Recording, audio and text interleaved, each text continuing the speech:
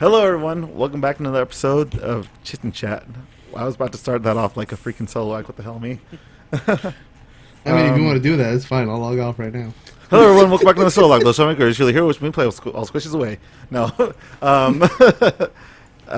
it's the podcast in which we chits and chat about anything from video games to other sorts of media that piques our interest. What the fuck? I'm all tongue tied today. You okay? Somewhat. All right, so I'm your truly hero, aka Jeff. Who are you guys? Oh, it's your boy Steamboat Taco. It's Squish. And it's your dude from another world, Isekai. All right, how's everybody doing? Well, I can't really say that because we just had this conversation. I mean, it's fine. Everything's fine. Manly tears, fine. Yeah. Everything is okay. 1,000 yards there. Yeah, everything's. Just panning out to the window.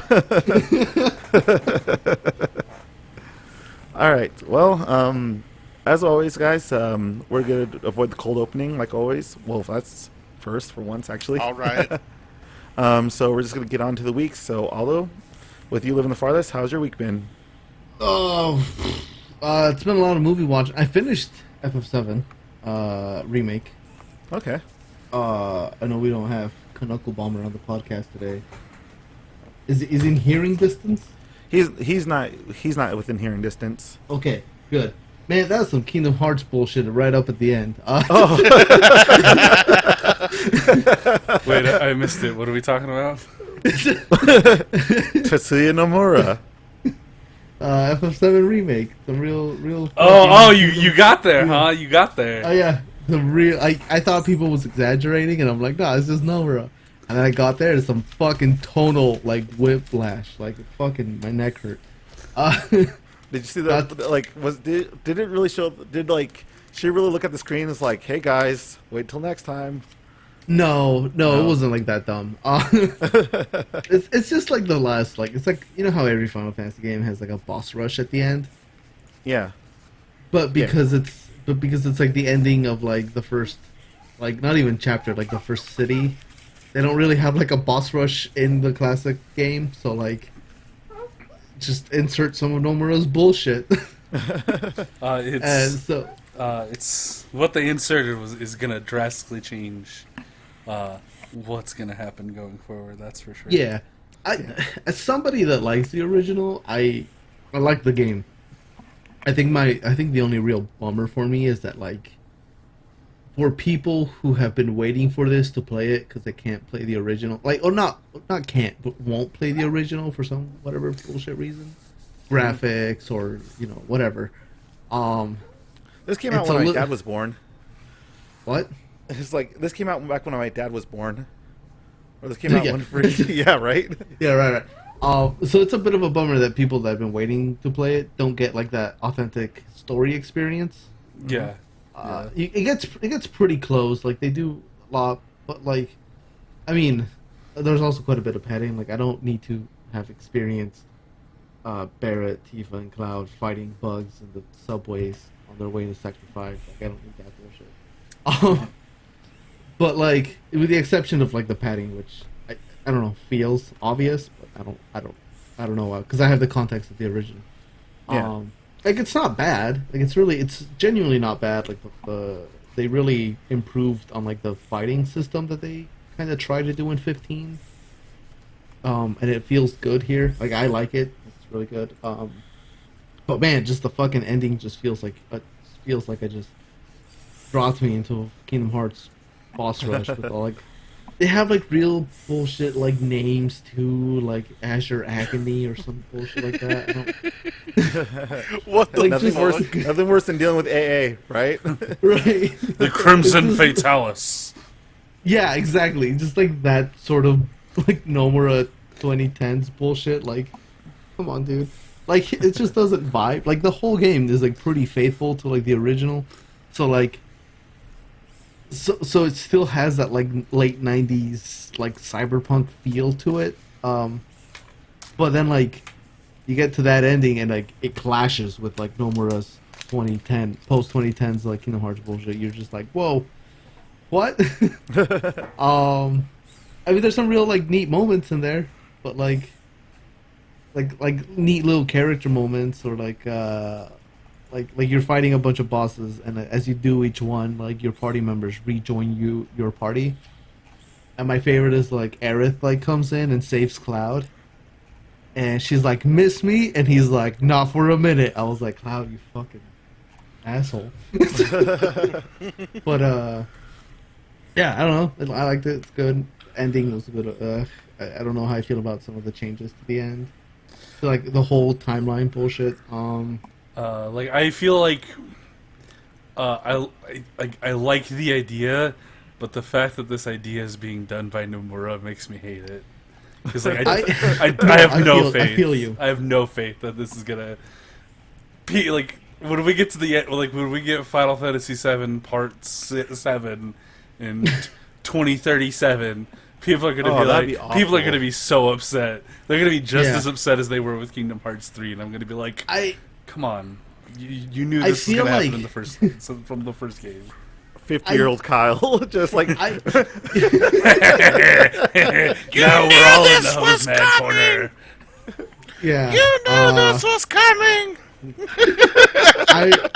I would have a little bit more confidence in two things. I would have more confidence in the story and in the release schedule.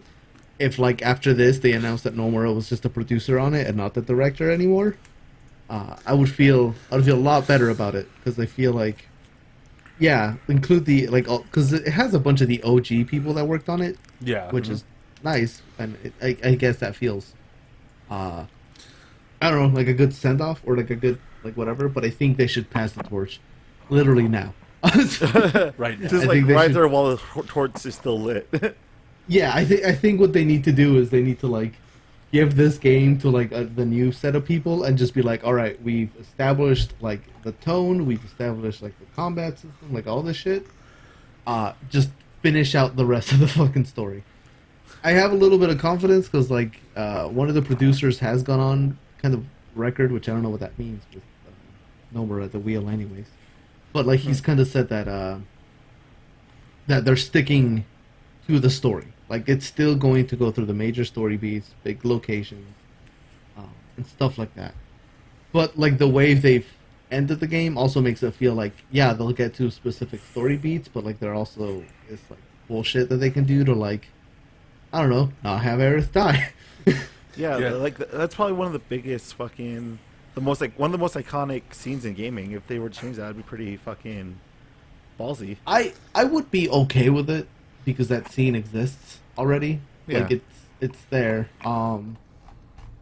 But like, I don't know. It would have to be done well. It would have to be done in a not bullshitty sort of way. As long as Cloud ends up in a wheelchair, huh? Like, you just can't like fucking do this thing where like they lead up to it and they do the whole scene except for like the dying stabby moment, like and they just bitch out like at the last second. Yeah, like it gets to the point where Sephiroth's dropping, and then Cloud like snaps out of it last second. He's like, "No." yeah. If it was like that, I'd be angry. If they did it to like where if they did it to like where, I don't know, like they have a vision of the future and like they're doing their fucking damnedest to make sure they don't get there, like to me that would be a little bit more interesting, because that would kind of go in with the theme that they set up of like the Whispers of Fate bullshit that they have. Like that would be maybe more interesting, but like I don't know. Like the biggest shock to me was who we get to see at the very end, and we get revealed that that person that was supposed to die did not die, and they're just like, what is gonna happen with that? That was very. Wait, because if it's the character, sorry, go Aldo. So no, I don't it's probably care. the character you think of. Yeah, if it's the character I'm thinking of, like, does that mean that freaking? Go first, Squish. I said I don't care. So if you want to reveal stuff, I don't give a shit. That's for everybody else. Have you played 7? I've like played the PS1 version. Uh-huh. I got to the point where like, shit. I got to the part where like Cloud was in a wheelchair, and the whole live stream and he's just like he goes retarded for a second. Damn it! Don't say that word. It's right. So did you get to the point where like he figures out like everything he knows is a lie? Yeah, In a way- I got to that point. Okay. Yes, I got to that point. Okay. Just like that's the biggest He was thing Zach. for Cloud's revelation, right? He Yeah, was Zach, right? He took on yeah, Zach's he absorbed personality. Zach, Yeah. He didn't. wrote He him. sure as hell did not take on Zach's personality, because if he had, No. Final Fantasy VII would be a better game because Zach is a better character. Yeah. He just absorbed like his past or whatever. Yeah. He absorbed who he thought. Anyways, whatever. Yeah. He met Zach at the back on the back of a truck. I remember that. Yeah. Yeah. On the way to a casting couch. But yeah, so it's kind of like this thing where it's like, I don't know if the reveal at the end, like some people were talking about like, oh no, it's alternating timelines, and other people were like, no, this is happening like at the same time, and other people were just like, a lot of people were like, I just fucking give up. Well, like the ultimatum came out and like for the remake, and I don't want to like misquote here, but I believe the impression that I got from what I read was like, yeah, he's definitely live. They exist in the same space. So, Yeah, and the way the game presents it, that's how I felt too. Like this was just Midgar's like a big circle, so like they were on one side of the pizza and he was on the other side of the pizza. So like that's the way I interpreted that. But other people are like, oh no, it's like diverging timelines and they're gonna converge because this is from one timeline from when they went into the bullshit dimension. And it's like I want to say you're reading too much into this, but also it's Nomura, so maybe I'm not reading enough into it. I don't know. The answer, like I can answer this really quickly because it's Nomura. Whatever the least satisfying answer is, that's what it's gonna be. Yeah, they're tracking Cloud because of the X's on his shirt.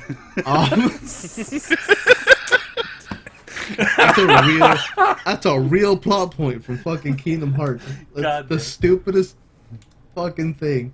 How you been tracking me? You know those two belts on your shirt? They make an X. That's our whole thing is X's. So that's how we tracked you, because fashion. Cause X. Yeah. Like, I see you're not wearing Prada, Sora. You're not wearing Prada, Sora.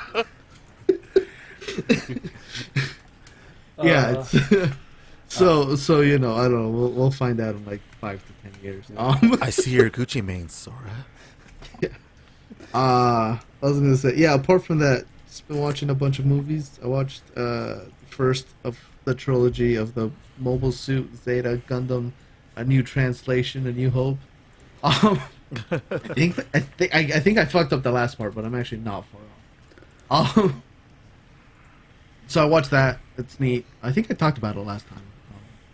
It has real. It's because it's a compilation of like the 1980 series, but it has like animation.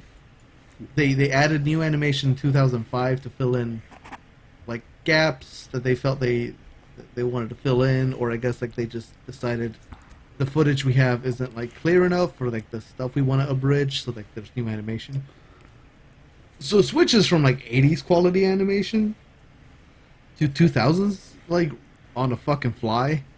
So like and it can be anywhere from like a 20-minute long conversation of people like in a room, and like it looks real nice, clean 2005 animation. And then like there was a part where it was literally like two people like in an office arguing, and like a dude stood up, and for like that animation, like for that cut, like, it looked over to it was super clean 2005 animation, and like he takes a step to the left, and it cuts right back to like 89 animation, and I was like, I'm sorry, the fuck? Wait, what is this? Mobile Suit Zeta Gundam, A New Translation, airs to the stars. So that's fucking disclaimer. jarring. Disclaimer: Zeta Gundam is my dad's favorite Gundam series. I mean, if he's listening to this, I hope he understands that. One, I fucking love it. I'm not hating on it. Like, it's cool as shit. Like, they fucking blow up some dude's mom in a jar in space, like in the first 20 minutes. That's cool. That's And- super cool. But like the fucking animation, just whiplash. Like, it hurts. It hurts. Watch. I watched that. Although was your week written by Tetsuya Nomura? Because that's what it fucking sounds like. I mean, pretty much. Did you get to the part where Quattro talks to Amuro? No. They just rescued Amuro after he drove a plane into a Gundam. Wait, Quattro from Gundam Wing? No, that's Catra. Oh. Okay. No, Quattro. Quattro's like a Quattro. total '80s dude. Yeah, he's totally with rocking shades. He has and like stuff. he has like the big like cop sunglasses, and he has like the popped up collar, but he's also wearing a sleeveless shirt. He's rad. I like him. Okay. Yeah. So I watched that. My roommate bought the 4K remaster of Akira, so we sat down and watched that. Okay. Those colors really pop. And then I also watched the Lupin the first movie. That CG movie? Yeah, the CG movie. Oh shit! How was it? It's good. It's fucking good. They fight Nazis. Nice. Yeah. They fight Nazis. It's really heartfelt. It feels like a lot more in line with like the Cagliostro movie. Mm-hmm. Not so much more like the other more mature stuff. Like, it's fine. Like, it's cute. It's fun. The animation's like really fucking good. There's a part where Fujiko Mine is like shooting a machine gun, and like her titties be bouncing. Sounds like Fujiko. Yeah. Yeah, it's good. It's on the service. Okie dokie. Okay. It's on the service. It's on the Yeah, service. that's how I'm gonna refer to it on podcast. Fair. That's a good point. It's on the Yeah, $500 service.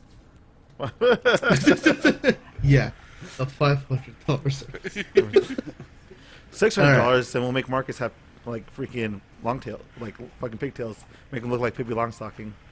Give Marcus some handlebars, if you know what I mean. Anyways, that's my. Oh, I also started Persona 5. Again? No, Royale. Okay. Royal. Yeah, Persona 5 with started- Royale. We started Royale.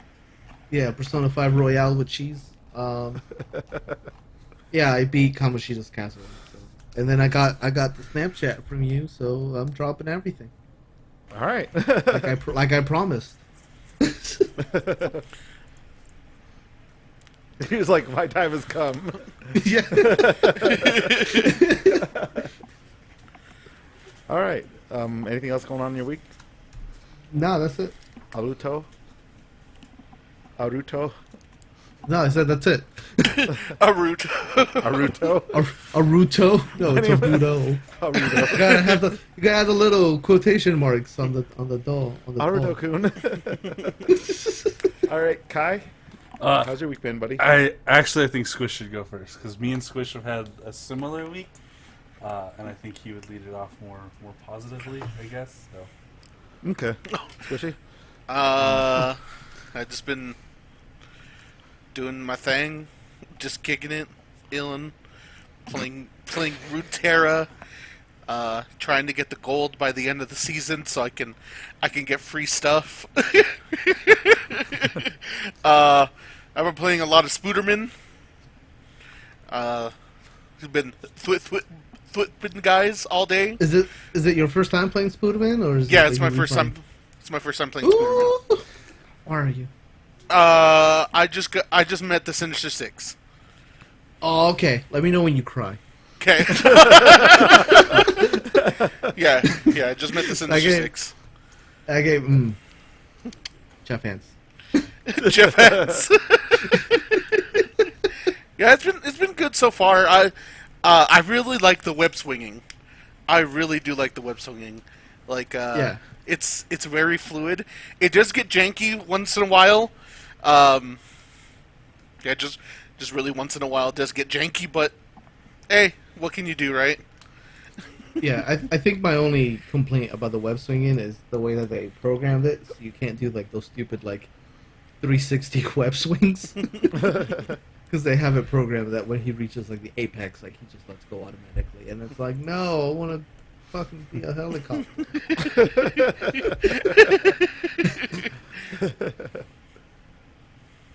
Yeah, just thwit guys all day.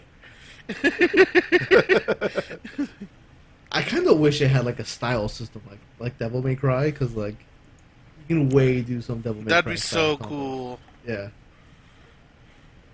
We could all speculate later on in the news. Mm-hmm. Anything else, Squish? No, that's about it. All right. So yeah, I have also been playing Spider-Man for the first time. I'm a bit further than Squish. I have beaten 5 out of the 6 Sinister Six. So that's what I just did right before hopping onto the podcast. And I have this really unfortunate streak where whenever I play a really beloved AAA title that everyone loves, I always tend to run into a few issues with playing it that may not be the game's fault. Like this just happenstance, but boy, have I run into a lot of fucking game-breaking glitches. There's like a mission where I would fall out of bounds like 3 separate times, and the game wouldn't kill me, so I just had to wait for lightning bolts to kill me. And like there's definitely a really good game here, and I can feel it a lot when I'm playing it, but there are a lot of times where the jank just really kicks in and makes it like really detracts from the experience. So I also, when I played it, granted I played it at launch, so I don't remember all the jank, but there was quite a bit of jank when I played it. So I feel you on that. There were a few times when like you're just like, oh god, I just want to fucking play this game and enjoy it, but like, why you gotta do this to me? Yeah, like I feel like Spider-Man is a little too frantic when you're like swinging in like tight places, or when you got a lot of enemies on screen. It can be sometimes pretty difficult to do what you actually want to do. I do feel like it would be better with a little bit of that platinum polish with like a style system like in Devil May Cry. That'd be cool. Yeah. So far I'm really digging the story though. Like I really feel for Dr. Octavius. I hate the sections where he plays MJ or Miles. Fuck those sections. Oh man, you don't like forced stealth missions with bullshit mechanics? No, I don't. I bought this game and it said Spider-Man. It did not say Spider-Man, Mary Jane, and normal-ass human Miles Morales. Okay? It just said Spider-Man. Stop adding features I didn't ask for into it. I just want to be Spider-Man. But I've unlocked all the suits. I like the suit variety. Seeing some like unusual suits that I haven't seen before, which I was kind of expecting. So that's cool. I like the Ghost Rider costume. That looks so janky to me for some reason. It just looks so janky. Squish has some major issues with it. Primarily, I've been rocking the last suit that you actually unlock from leveling up, which is like the Last Stand suit, where he's just wearing a leather jacket and jeans. Oh, dude, I love that one. I fucking love it because it reminds me of Red Hood. Yeah. And I read a little bit about like where that costume comes from, and it seems that comic seems absolutely up my alley, but it also seems like a comic that Spider-Man fans would absolutely hate because it's not Peter Parker being a good boy. Because like I really liked Spider-Man Reign, but I know a lot of people absolutely detested Spider-Man Reign because it was just really fucking old, depressed Peter Parker. But yeah, that's basically what I've been doing for the week. I didn't get around to finishing Gundam Epion. I need to do that. I cleaned my room a little bit because like I haven't cleaned it since quarantine started, and I just had like 2 huge corners of like DoorDash orders of garbage. So it feels good to finally I feel get that you out there. I have a corner of like DoorDash food right now. Yeah, I was ready for Max from Goofy Movie to walk into my room and be like, "Bitch, you live like this?" So that's been my week. Yes, yes, I do. All right. Well, for my week, well, to accumulate probably, I think, did I mention in the last podcast that I beat Persona 5? I think. Well, anyways, I think it was last week I beat Persona 5 Royal. So yay! Can't wait for you guys to beat it so we could discuss, So the waifu wars can begin. so the waifu wars can commence. As for this week, well, I actually got to just like destroy it right now. I fucking finished watching Gurren Lagann. Yeah, Yeah. yeah, Fucking finally, good. yeah. How'd you feel? How'd you feel at the end? At the end, it was a bittersweet ending, but Yeah. I really did enjoy it though. I do really like bittersweet endings. Like it was also good to see Kamina like after all that time. Like when I saw like the scene where he's like where they're like robbing that one jewelry store. I'm like, who the fuck is this? Like this is not my Kamina. Yeah. But, Hashtag like, not my comment. Hashtag not my Kamina. Yeah, but like the overall final fight was really dope. Like them just literally tossing galaxies and stuff like that, and then like the I don't want to say hologram, but just them fighting on the like looking people on Earth looking at the sky and watching them fight and stuff was fucking awesome. And then the scene where it's just like it's like the Gurren Lagann come out of the mouth and the mouth and the mouth and the mouth. Oh yeah. When he goes and punches him. Yeah. Yeah. It was Yeah, fucking- that shit was cool. Yeah, it was great. If you watch like the movie version, they add another form that he Really? transforms into. Yeah. Okay. Maybe that will be later down the road. But all in all, like it was really good. Yeah, you guys were right. I really did enjoy it and stuff. Yoko, You only kiss once. you only kiss once. Yeah. Oh man, I just want to say like, okay, I know everybody loves Kamina and everybody fucking feels for like it's not a spoiler. It's been like 10 years. Yeah. For like We've all the seen death it. of Kamina, Yeah, like, and I get it, but like honest, like legit, my favorite death is the what is his name? You know, Keaton? the blonde- Keaton? Keaton. Yeah. Keaton's death to me is probably the most badass shit in that show. Oh yeah. Like this motherfucker, like at the last moment, like pulls through in his like janky, not plot armored fucking gunman, and like Pulls out a unleashes fucking his drill. spiral power. Yeah, Yeah. and he fucking like ascends like in his final fucking moment, and like the best send off. It's like capiche, chef hand. I love Keaton. Keaton's my favorite character in that thing. Well, second to Simone, Yeah. but best supporting cast member. Like, yeah, like it was good. And I see now. I now see like more similarities between Gurren Lagann and Promare and stuff, and all in all, like, what was the last thing that Gynex has made recently? Promare. Nothing to- No, that's No. Trigger. Oh, It's Trigger. Yeah. it's I don't Trigger. think Gynex has done anything. I don't think they've headlined anything. I think they've mostly done like assisting animation. But I mean, they're also getting sued out the ass. Really? They haven't paid. Yeah, Ano is suing them. Really?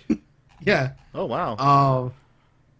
He's suing them because like he helped them like after he left and started Studio Kara, and they didn't pay him, and he was like for like I think it was like 5 or 6 years. He was like, you don't have to pay me right away. Like you have to make your return on investment first. All this stuff.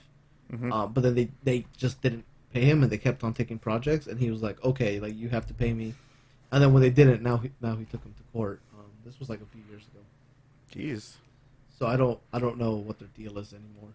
Yeah, the last thing they did was Wish Upon the Pleiades, which was 2011.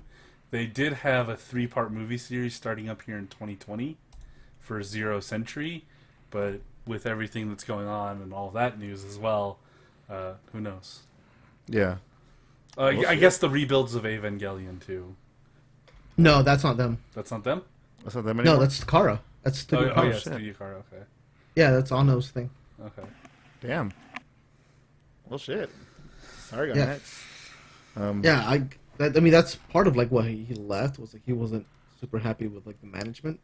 After, I think I don't know I don't know where he was or like what happened, but like he just wasn't in control of the company anymore. Yeah. So like he left and started Studio Kara, and took the I think he had to buy the Evangelion rights back, or there was some bullshit like something happened, and I think he had got them for the cheap or like he traded for them or something.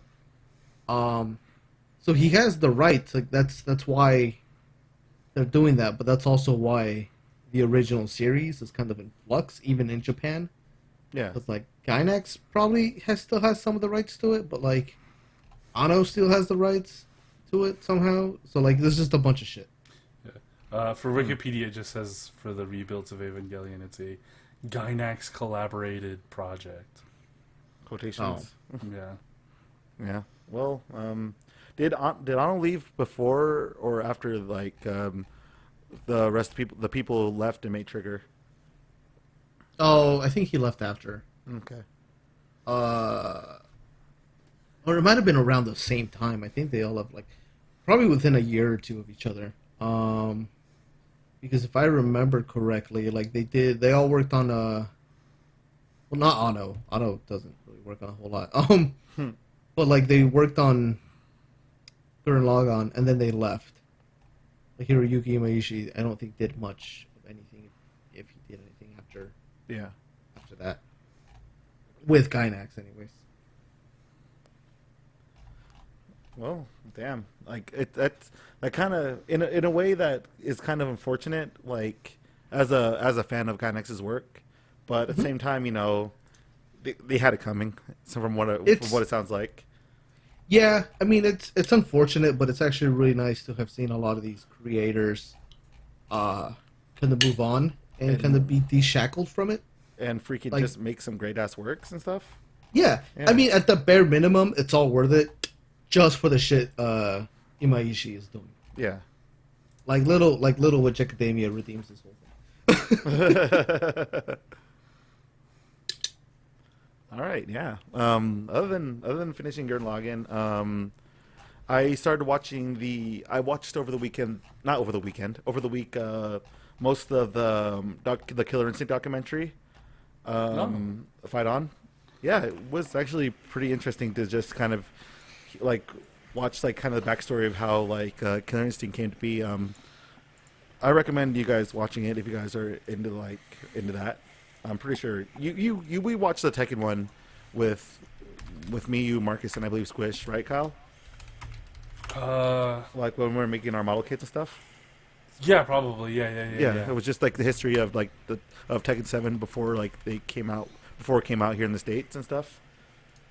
And overall, it's just it's like Killer Instinct's introduction, like to the like as the first game, when it was still rare and whatnot, and then it goes to like how what was the name? Not Digital Foundry. Double Helix. Double Helix, yeah, Double Helix. Double Helix was working on it and stuff like that, and how much just essentially how much pressure they had to just try to make it so Killer Instinct-y, if that's the word. Then like just it going from Double Helix to Iron Galaxy and stuff, and you see you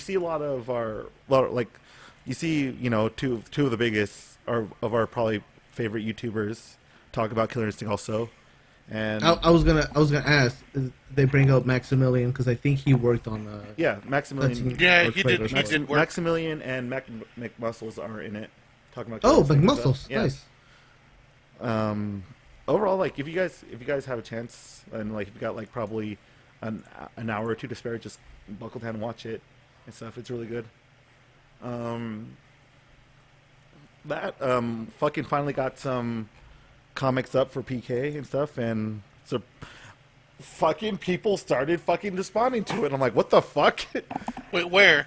On Facebook? on Facebook, I'm like, okay, that's weird. Like, nobody really responds to stuff other than my friends, you know. But like, other than like you guys, but like, you know, people I hardly talk to and stuff like that responded. I'm like, oh shit, yeah, please, fucking, if you like this, neat, share it, please.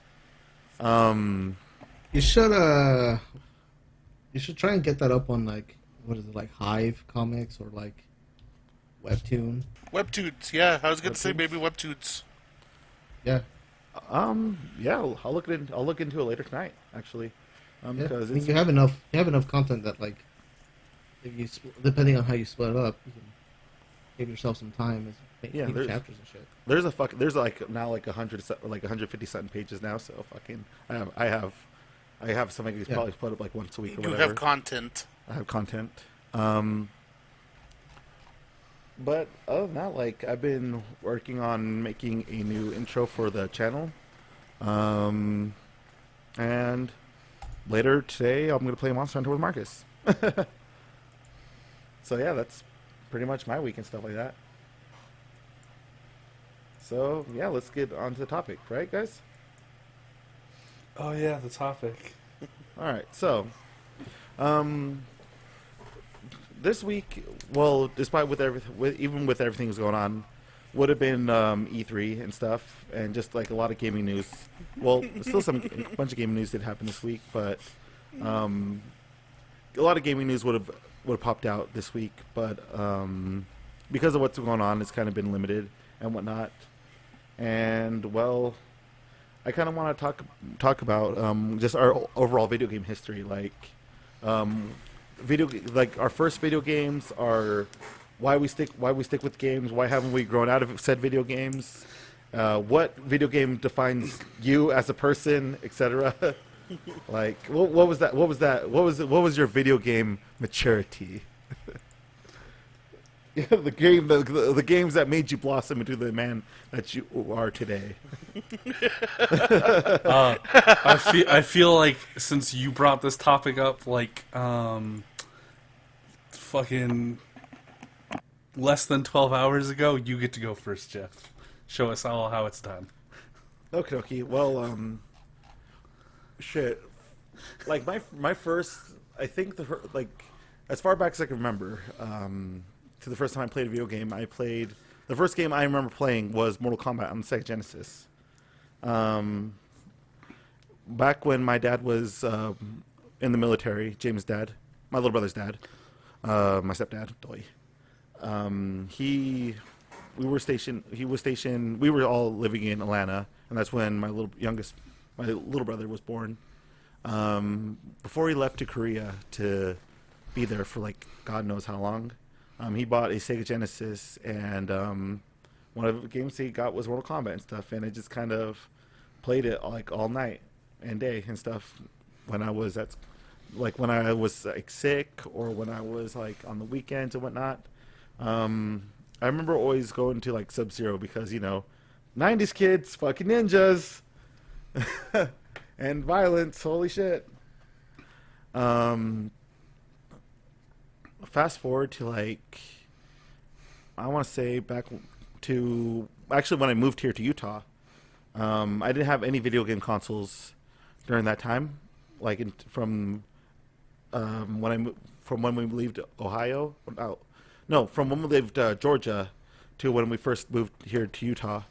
My older sister, got a Nintendo 64 for Christmas with War Gods. Holy shit, Midway has fucking been in our lives forever. What the fuck?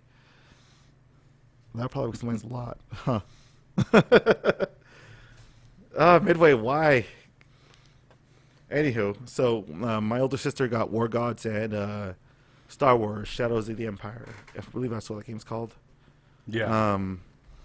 And one of the things I remember actually my older sister did was, so my younger brother at the time, he was probably like 3 or 4 and stuff, and he wanted to play video games and whatnot. So my sister came up with this weird elaborate idea to essentially record the gameplay footage on a VHS and fucking just like make it look like my little brother was playing it. Yeah, it was quite strange, and I think that was probably the first time I've ever seen a first time seeing a video game being recorded and stuff. Holy shit! Who knew that could have been the future, huh? But because of my sisters, I didn't really have the ability to play it as much.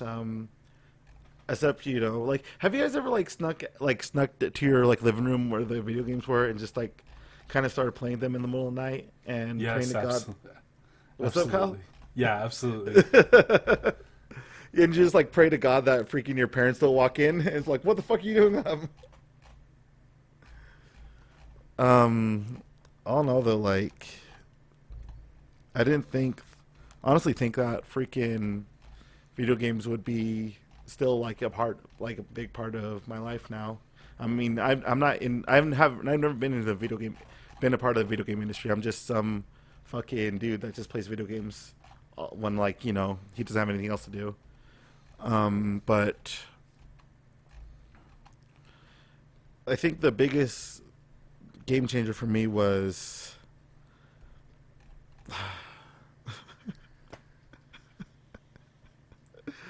I get it. Game changer. Say it, you fucking furry. Say it out loud. Just say it, you fucking furry. The game changer for me was the biggest game changer for me was Sonic Adventure 2 on the Sega Dreamcast. Back when I was 12 years old, when my dad bought it for me for my birthday. when your furrydom blossomed. when the first locks were unlocked. I tell you, man. One day I'll write a fucking thesis on it. Every person who's part of the Sonic fandom has a foot into the furry door already. Now I'm kind of scared to go onward. So, I'm not saying it's a good or bad thing, but I'm just fucking saying. I feel like the more I'm going to talk about it, the more you guys are going to laugh now, and I'm just going because of Sonic Adventure 2 and some of that. I didn't have a memory card for the Dreamcast, so I just every other weekend I always stood up and beat the game overnight. Because of Sonic Adventure 2. Late night Sonic viewings. I get you. Because of Sonic Adventure 2, I wanted to draw more.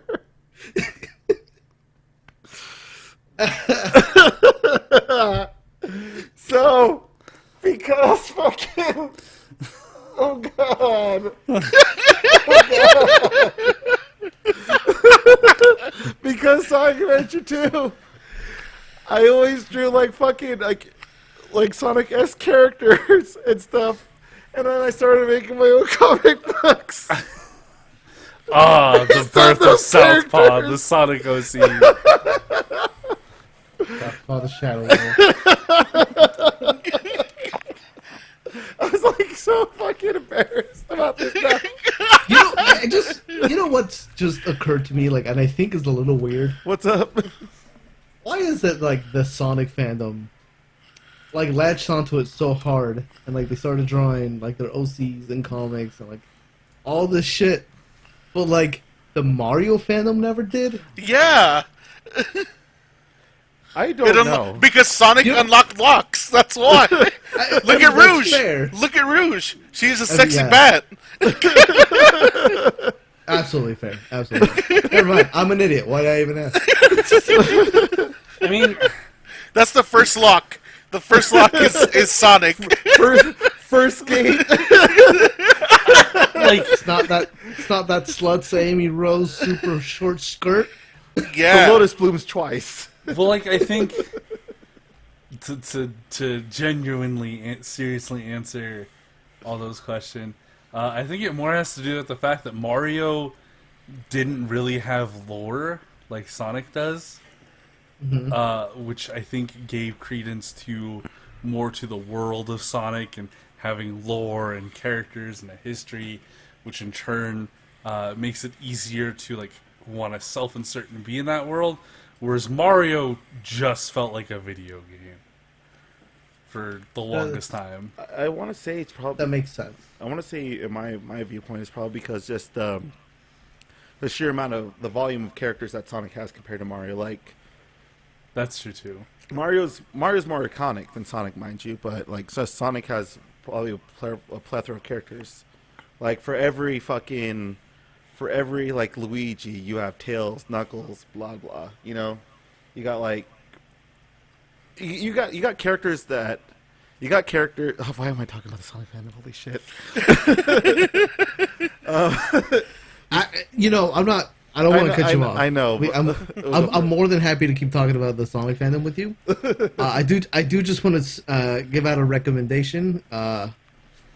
Super Eye Patch Wolf has a really good 40-minute long video. Yeah. Oh yeah. On the Sonic fandom, if anybody is interested in deep diving past our anecdotal experiences, Yeah. i.e. just Jeff's. and even if you have no interest in Sonic fandom whatsoever, you should still watch it because it's a good movie, and Super Eye Patch Wolf is fucking really good YouTuber. Yeah. Also, yeah. watch the version where he talks about Sonic. Oh god. Anyway, segue back to Jeff. I was to say that well, Mario has happy characters. Most of them are for the most part. Most of them are on kind of the same beat. Are on the same beat, with everybody. Minus Bowser, but each character, everybody has a character that could appeal to them in Sonic. Like you got your edgy boys for Shadow. You got freaking your hood people for Knuckles. You got. God damn it, Jeff. Although I do have to say I identify with Knuckles the most. Exactly my fucking point. I do have to say that I do identify with Knuckles the most. You got the totally rad '90s kid with Sonic, and just overall like I said, there's characters that probably anybody could be like, yeah, I like this character because I could either relate to this character, or like there's something about this character, other cut of this character's jib, Like how many people how many people during the time when freaking Sonic Adventure 2 came out, they're like, Shadow is the coolest fucking character ever. Like he's black, he's got fucking red spot, he's got red fucking highlights, and he has gun. He's got a gun. He's got hover shoes. He's so cool and edgy. He doesn't give a fuck about anything. Yeah, he doesn't run. He skates. He skates. Oh yeah, he glides. He And shit, Yeah, he glides, and I'm like, that's so glides. fucking cool. I'm gonna say something, Go for it. and I think there's something special about him, and part of why the reason people identify so much with him is because you have a character who is visually darker than other characters, and his whole arc is people telling him that he's a defect and a copy, and he's not worth his existence, and he rises above that, becomes a hero by his own right, and makes his own friends and family. And I just want to say there's something real fucking neat about that. Word up. You can put me on record for complimenting Shadow the Hedgehog. Goddamn. he just wanted Maria. He just wanted Yeah. he wanted that. what was it? Amor de la Sombre. But let's go for it, Squish. I said I don't have room to talk either though. I am a fan of the Kingdom Hearts series. Well, at least Kingdom Hearts 2 is one of the games I can go back to. Yeah. It's not so much the story. Now I've grown up a little bit more, and when I was a teenager I was all about that fucking story, right? But yeah, Do you think Teenage Squish would have liked Kingdom Hearts 3? Yes. Oh, definitely. Oh, definitely. Especially with all the new mechanics. Fuck, I like Kingdom Hearts 3 now. Not so much the story. Not the story, but more the mechanics. Fair. They improved. That's what they did a lot with from the first one. is that they because the first one is the mechanic, I don't like the fighting mechanic in the first one. Yeah, it was really. Yeah, Like, I don't like it, but they hella improved it on the second one. Like reaction moves are fucking sick as fuck.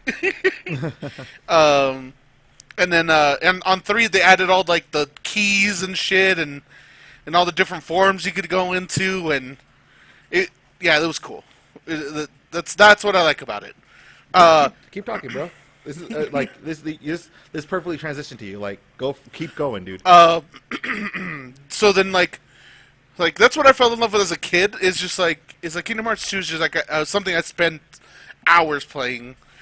That and a lot of the games that like not a lot of people played either, like State of Emergency, or like, or that's another game that I'm always down to play.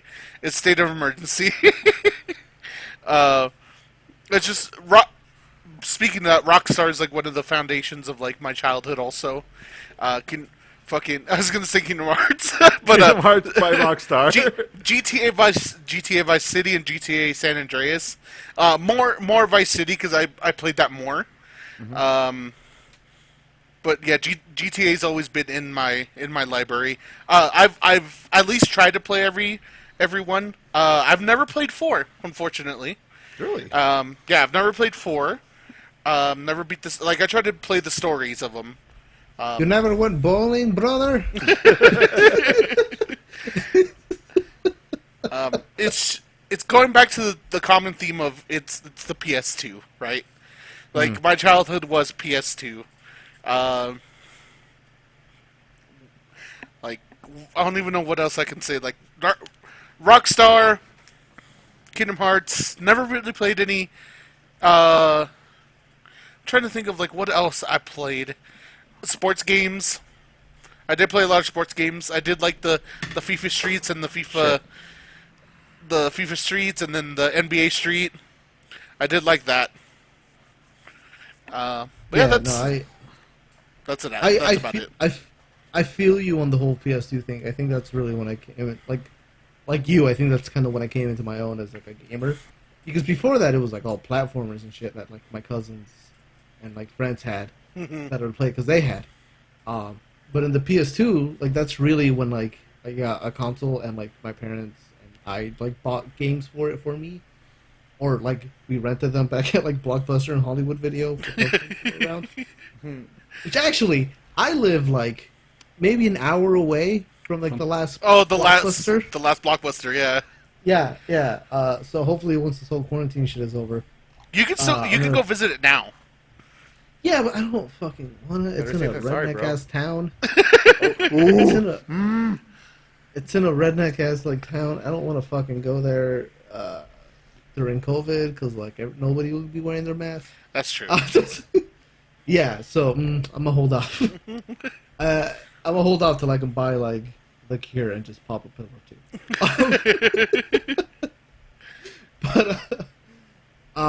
But yeah, so like rented a lot of games. I think for me, like what I played a bunch of for like the PS2 JRPGs, there was no shortage of that shit. So like Kingdom Hearts was like a big one, but like obviously there was the stuff like the Hat games that I fucking went ham on, both like the original like quartet, I guess, quadrology, I don't know. And then like the follow-up trilogy, GU, and then like Star Ocean till the end of time, and Xenosaga, that trilogy. Yeah, high five me, bro. Disgaea, Shin Megami Tensei Nocturne, just like all that shit, like way back in the day, like, and I think that's probably why like nowadays, JRPGs, it's most of what I play, or single player story games mostly.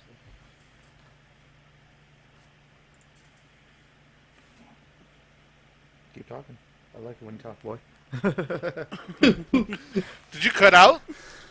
No, I just stopped talking. I was waiting for a reaction. Yeah, I was like, just keep I was just waiting for you to continue. Oh, no, I mean, yeah. Like, I think the funny thing is, too, I think I got jealous of, like, my friends that had an Xbox and had Halo. Mm-hmm. So I tried to, like, fill that Halo-sized hole in my heart. And I played like every fucking shooter on the PlayStation 2. Oh, shooters playing, on the like- PS2 are garbage. Yeah, they're not really Yeah. great. The best it got, I think, in my opinion, was probably like Killzone. But even then, like that still didn't compare. But like, I played Killzone. I played like SOCOM Navy SEALs.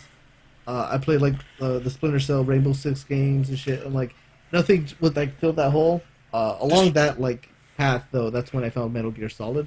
Like my friend let me borrow Metal Gear Solid 3. And that's when I fell in love with that series. And like a couple years ago, I got like a bonus from work. And I was like, I'm gonna try and buy a bunch of like these old PS2 games because there was like a retro store, that was like I don't know, maybe like a mile or two from where I lived, back when I was in Salt Lake, and I bought like Metal Gear Solid 3, like the special edition that has like the 2 discs, has like Snake versus monkeys. Yeah. Yeah, that shit. I also remember, like, my parents... No, I borrowed the modem from my friend. I never gave it back. I still have it attached to my PS2 to this day. But I had the modem, so I was using that to play Metal Gear Solid Online back when it was on 3, and that shit was rad. That was my first introduction into Metal Gear Solid. Also, was Metal Gear Solid 3. Yeah, I still think it's the best Metal Gear Solid game. Yeah, it's pretty good. I know there's a lot of contention. I know a lot of people will say 1 is still the quintessential, and some people will go up to bat for 4. I think 3 is still, without a doubt, the best. 3 is solid. I will say that 3 is solid. They're all It's solid, naked. Squish. Yes, they're all solid. I will. Well, okay. 2 is on the iffy side. No, two's still. No, Two's- I'm talking about it's the Two name. solid Metal is. Gear Solid. 3 is naked. The first and I got your joke, Albert. arguably the Thanks. 4th Thanks, are Jack. the only solid titles. I thought all 5 of them were solid titles. They're all No, Metal Gear Solid. That's the joke. damn it! I thought you were making a pun on the snake names. No, I was making a That's, pun on the that's why I name. kept saying the third one was naked. Yeah, it is. Yeah. All right, Kyle. Oh, am I up to bat? Is all that done? I mean, pretty much. I mean, I could go on forever. But, So like my earliest memory with gaming is either of watching my 2 older brothers play Mortal Kombat on the PlayStation, or Street Fighter, or it was me playing Page Master on the Super Nintendo. Like the Macaulay Culkin movie? Yeah, the Macaulay Culkin movie. Nice. Fuck, man, that game's fucking hard. Fuck that game. And so from there, that's where my love of gaming began, is because my 2 older brothers really liked playing it. They also liked beating my ass in Street Fighter and not telling me how to use the special moves, which resulted in me never being able to see Are You Afraid of the Dark, and it was fucking bullshit. Fuck both of you. I still like how you're just like... That's like... Kyle, you're awesome. I'm still really salty about it. I still really want to watch Are You Afraid of the Dark, but We only should after I watch beat it. them in Street Fighter. No! I have to beat them in Street Fighter first. It's not the same.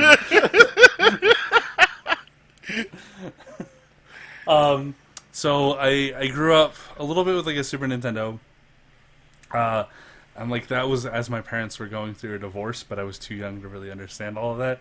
All I know is that my mom got a boyfriend, and I didn't think too hard about it because he had a 3DO, and that was dope as fuck. It wasn't, but I was a stupid dumb child, so I didn't know the difference.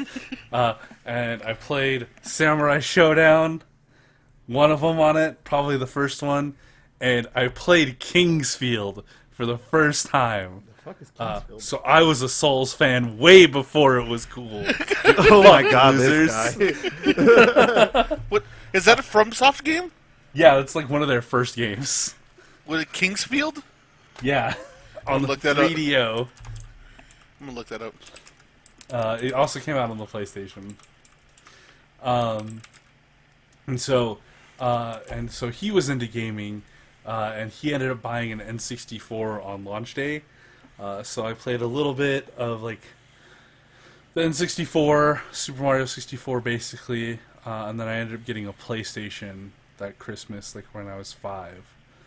And I started playing PlayStation games. Mostly, it was just kind of like dumb platformer games, just like whatever I could find. And then I ended up joining the Blockbuster Warriors, where every week we would go to Blockbuster and I would be able to rent one game, and so I would rent like absolute trash at start because I didn't know.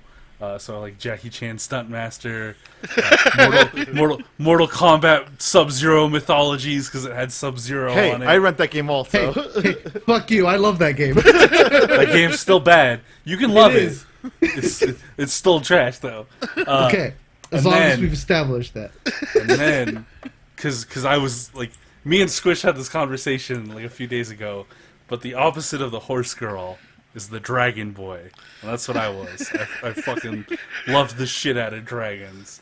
So one day, wandering through the aisles of the Blockbuster, I spied my eye on some game called The Legend of the Dragoon. And it Oh had, hell yes! and it had Dragon Warriors, and I'm like, what is this? And that, my friends, is how I got introduced to JRPGs. And I would rent the fuck out of that game and get my shit kicked in because I was a dumb, stupid child. Did you? Okay, as a dragon boy, did you ever play Drakengard? So, like, by the time Drakengard had come out, I had kind of grown out of that phase a little bit. I wasn't super hype about dragons. But every time I would open the pages of the PlayStation magazine, because my parents bought me a subscription to that, every time I saw an ad for Drakengard, I was like, oh, that looks good, I want to play it. And I just never got around to playing it. But boy, would that game have melted my fucking mind if I had played it at that point in time. That's also the time when, like, my parents gave me the option to go to church, and I didn't know what the fuck church was. So I started going to church, and I'm like, man, this is fucking lame. I don't want to waste my Sundays doing that. And one of the pastor dudes was like, hey, we do this thing where you recite a verse from the Bible, and I'll tell you what, if you can do it for a whole year, I'll give you a free game. And I'm like, okay, Well, yeah, that free doesn't sound video rapey at games, all. fuck yeah. So I did it for a full year, and the game that I won was Tony Hawk's Pro Skater 2. Oh shit!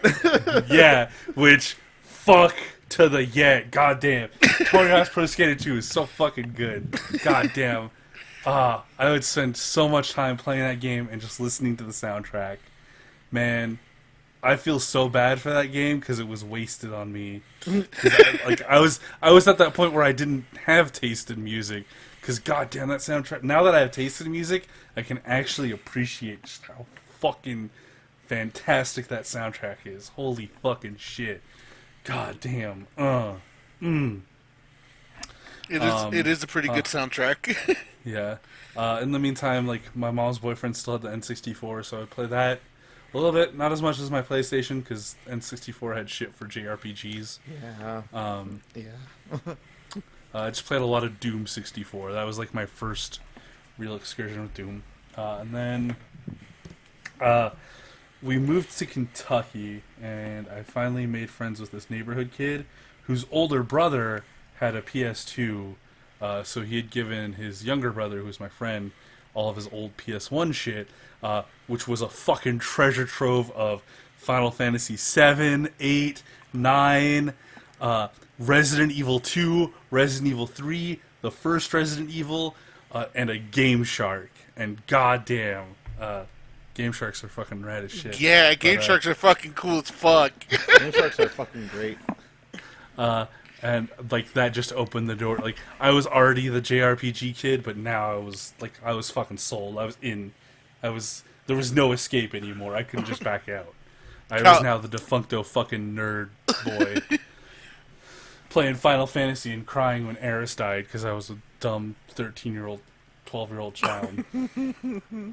And then at that point, my mom's boyfriend had bought a PS2, also on launch. And he got like one of the Soul Reaver games, and then he got Dark Cloud. And I fucking loved the first day that I was able to play it. They had gone out somewhere, and he said, "Yeah, you can play it," because at first I wasn't allowed to play it. I played Dark Cloud so much that I forgot to eat and ended up throwing up because I hadn't eaten anything. Dark Cloud? Yeah, Dark Cloud. Dark Cloud. Also has a real edge name. Yeah. Yeah, I played that game. It's a good one. Yeah, it's not even that edgy of a game. It's pretty cartoony. Yeah, it looks really But, cutesy for a JRPG. Yeah, oh, Yeah. okay, okay, I've seen this game before. Yeah, it was, Yeah. Yeah. So, was this an And- RPG? Kind of. It's an action RPG kind of thing. And then obviously I got introduced to the PS2 era, the greatest era of gaming ever. Shut up, fuck you, fight me. Played a whole shit ton of action games, mostly Kingdom Hearts. Then my mom broke up with that guy, so I didn't get to play any of that. So she bought me an Xbox, which, for a JRPG kid, who then got moved to a rural ass fucking nowhere hillbilly inbred redneck town, having an Xbox fucking sucked. 'Cause all I could play was fucking like Ninja Gaiden and Tetris. I eventually got Panzer Dragoon Orta, which was fucking good, because it also came with all of the previous Panzer Dragoons that you could unlock. And then, while we were perusing like a used game store, I found this weird little game called Morrowind, and played that, and fuck man, Morrowind blew my fucking mind at that age. I got my mind blown a lot as a kid, because I was a stupid dumb child. But man, Morrowind still hits me in a different way, because like, it's a fantasy game, but like, every time you step off that boat, it doesn't feel like, it really just feels like a different world. It was also the death of Bethesda as we know it, because then Todd Howard took over, and Woohoo! Todd Howard! ever since then. And then after that, I went to go live with my dad. He ended up buying me a PS2 that came with that modem thing. I never ever got it to work because I really wanted to play Resident Evil Outbreak, those games, but it is what it is. I played those. Yeah. Yeah, they were okay. And then I ended up managing to get a copy of Metal Gear Solid 3, and fuck. Like, I had already played the original Metal Gear Solid 1, because at that point I still had my PlayStation, and I had been shoplifting games from GameStop. Nice. That's how I got my first copy of Metal Gear Solid and played that, and I'm like, oh, I don't get what's going on in the story, but I can do the cool punch shoot. And if I run fast enough to the bathroom, I get to see the lady in her underwear, and that's neat. But then I played Metal Gear Solid 3, and oh god, Metal Gear Solid 3 is a fucking good game, guys. Man, I love the first person view mechanic of the cutscenes where like you could hit the trigger, the bumper button, and like you would see what Snake was looking at, and like on certain scenes with like Ava, he'd be like looking at her titties, and you're like, my man. That's the Get me. dude. That's the guy right there. If you ever want to make a protagonist relatable, have him look at the same thing I'm looking at. So yeah, I played. That's when I got into Metal Gear Solid 3, and then obviously that was the boon of JRPGs. I ended up meeting some older dude.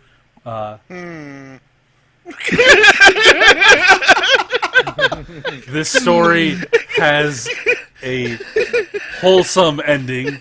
There we go. And I'm he sorry. introduced me to. I'm sorry. Yeah, I know. I get it. There was no way for me to like put that and for it not to come out, so like I just I just shotgunned it. But that's what got me into like tabletop gaming. He also had a huge ass fucking collection of PS2 RPGs, so that's how I ended up playing like all of the Xenosaga games, a whole bunch of the newer Final Fantasies like 10 and 12, just a bunch of shit that I wouldn't have played otherwise. When I first got into the Tales of series, and then like things kind of progressed from there. I had an Xbox 360 for a little bit. Didn't do a whole lot of gaming with it other than playing Oblivion and Guitar Hero, getting into Guitar Hero and Rock Band. Oh yeah. I was one of those kids that was super into Rock Band because we had 4 consistent dudes, and we just fucking killed it and jammed it. We all had our own instrument that we really preferred playing. From there, and then from there I also started buying my own shit. Bought a PS3, so on and so forth. I think we all kind of like bottom out from there. So, but yeah, that's my history with video games. Right on. Woo! Like, it's crazy. Like, it's honestly really crazy how, something that was kind of frowned upon from our parents and stuff like that is something that brought us together as friends. Yeah. I mean, they're still not happy about it. Well, Yeah, I bet my mom would like me to be doing something else. well, I don't. I think like the whole reason that I ended up living with my dad is because like me and my mom got into like a really bad place with each other. We just couldn't stand to be around each other. Yeah. I think after living away from me for so long, and then realizing that I made friends because of this, and I was in a lot happier of a place and a healthier place, that she kind of was like, "Fuck it, I give up. Let him do whatever he wants. he's obviously doing better. Fuck it. Video games are cool. Sure, whatever." I remembered the moment my mom like gave up and just like let me play video games. Was I had been doing sports. Like sports I wanted to and sports that like she wanted me to, so like I did boxing and I did soccer and did like the little league basketball shit, all that stuff. Mm-hmm. Yeah, And I think the moment where my mom was like, alright, fuck it, play video games, was like I was like in little league soccer and I kicked the ball like, okay, 2 things. One, I kicked the ball as a goalie into the other goal, and they wouldn't give me the point. That sucks. Yeah, because it didn't touch another player, and it was a bullshit rule. I was like, motherfucker, I earned that point. That's my point. Fuck you. Like, And then I it's also a morality got, like, point. Yeah. And then I also got the air kicked out of me because like some kid like fucking shotgunned it and like right in front of me and like hit me in the stomach, and I was like, I know that feels. Just the, yeah, and so like, yeah. Felt like felt like your chest collapsed inside. Yeah, exactly. So like after they wouldn't give me, I think so. The getting the air kicked out of me was like the first thing. And then the thing where like they didn't give me the point, and I was so angry and butthurt about that. And she's like, okay, you know what? That's fine. If they're not gonna, if this is what's gonna be like for you, okay, whatever. Just play video games, I guess. And I was like, yeah, I don't want to fucking go out there and be the best and not be acknowledged.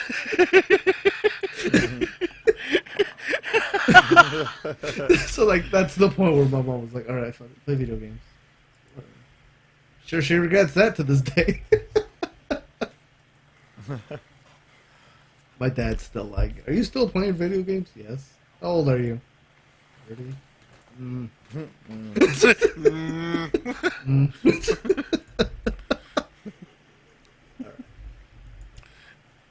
All right. Well, I think after. All right. This actually, I'm not gonna lie. I'm not gonna lie. This was actually a really interesting topic for us and stuff. Like, I actually enjoyed this topic. So let's get on to the news. Yeah. Yeah, sure. All right. And as related to the topic, well, a lot of PlayStation was mentioned, and this as of this week, it was what, Thursday?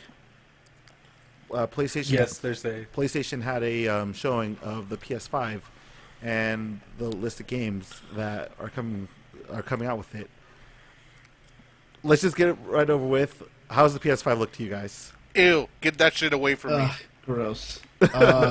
Get that shit away from me. Aesthetically, it does not look good. No, it's such a departure from like the design language from like the last 2 generations, like last 3 generations. I'm not a fan. I think this is the first console I'm gonna buy like a skin for. I mean, don't get me wrong, I'm gonna buy it because I need me that Spider-Man, Miles Morales. Yep. But I ain't gonna skin the fuck out of that shit. Not a fan of the colors. Not a fan of the designs. Ugh. I think my favorite tweet was like, I'm happy my internet router finally got the confidence to pop its collar. Like, it looks like a building in freaking like what's a place in the desert? Dubai? Dubai. Yeah, it looks like a building in Dubai. Like if you were like to Photoshop the PS5 in like Dubai, it would fit right there. Somebody has already done that, Jeff, and you're not wrong. Like, so a sentiment that has been expressed, like for most people in favor of the design, is like, at least it's not another boring plastic black brick, which I get. Like, I don't like the Xbox One Series X look. It looks fucking boring as shit because it's literally just a computer case. Yeah. But like this feels like too hard of a swing in the opposite direction. Like we have the most boring console, and we have the most try hard not to look like a boring console. It's like a reverse ice cream sandwich. Yeah. And like the thing is though, like for me, like I'm fine with it being a black box because like simplicity. Like, what? Simplicity. No, I mean, yeah, but like also it's a fucking computer that's gonna sit under my TV. Like I don't need a fucking French art piece. I just need a fucking computer that works. Like we're not art connoisseurs. We are what is known as slop jockeys. I mean, speak for yourself. Fair. Like I didn't think that much of the Xbox, the Series X design, because it's a black box and it's like neat. That looks efficient. That looks like it does the job it needs to do, which is to hold an Xbox and maybe cool it. and like that's all I fucking want or need, because like it's all my electronics are, guess what, black boxes, with the exception of my fucking Switch. It decided to be a fucking tablet with little big blue ears that stick out. But I can pop those ears off, and guess what? It's a big black box. Like that's all I need my electronics to be. It's a big black box. I just need them to work and do their job. I don't need to fucking display it like it's the fucking Louvre, motherfucker. Okay, that plays Spider-Man Miles Morales. That's all I care about. Yes, it can, and it will. Oh, good. Good, yeah. Man, it looks like a fucking eyesore because it'll be the only electronic on my fucking entertainment center that isn't a black box. and potentially is standing up. You can lay it down. Oh, here's the other thing. You know how it has that little circular base so it can stand up? Yeah. I guess there's a separate circular base so it can lay flat down. Okay. Okay. Which is kind of dumb that it needs a fucking base to lay flat. Honestly, I actually like the idea of it having a base because I think that improves air circulation. So Sure. That's fair. But like, maybe if it was just a big black box with the correct vent placement, we wouldn't need a base for it. I don't know. What do I know? My PlayStation 4 sounds like a fucking jet engine. Yeah, it sounds like right. it's gonna take off as soon as I turn it on. I feel so like my PlayStation 4 Pro is fine, except for when I play Spider-Man, and it's just like, Yeah. It's just gonna spin It's like- dash away. it's like It's like, yo, bro, I heard you like Hajime no Ippo.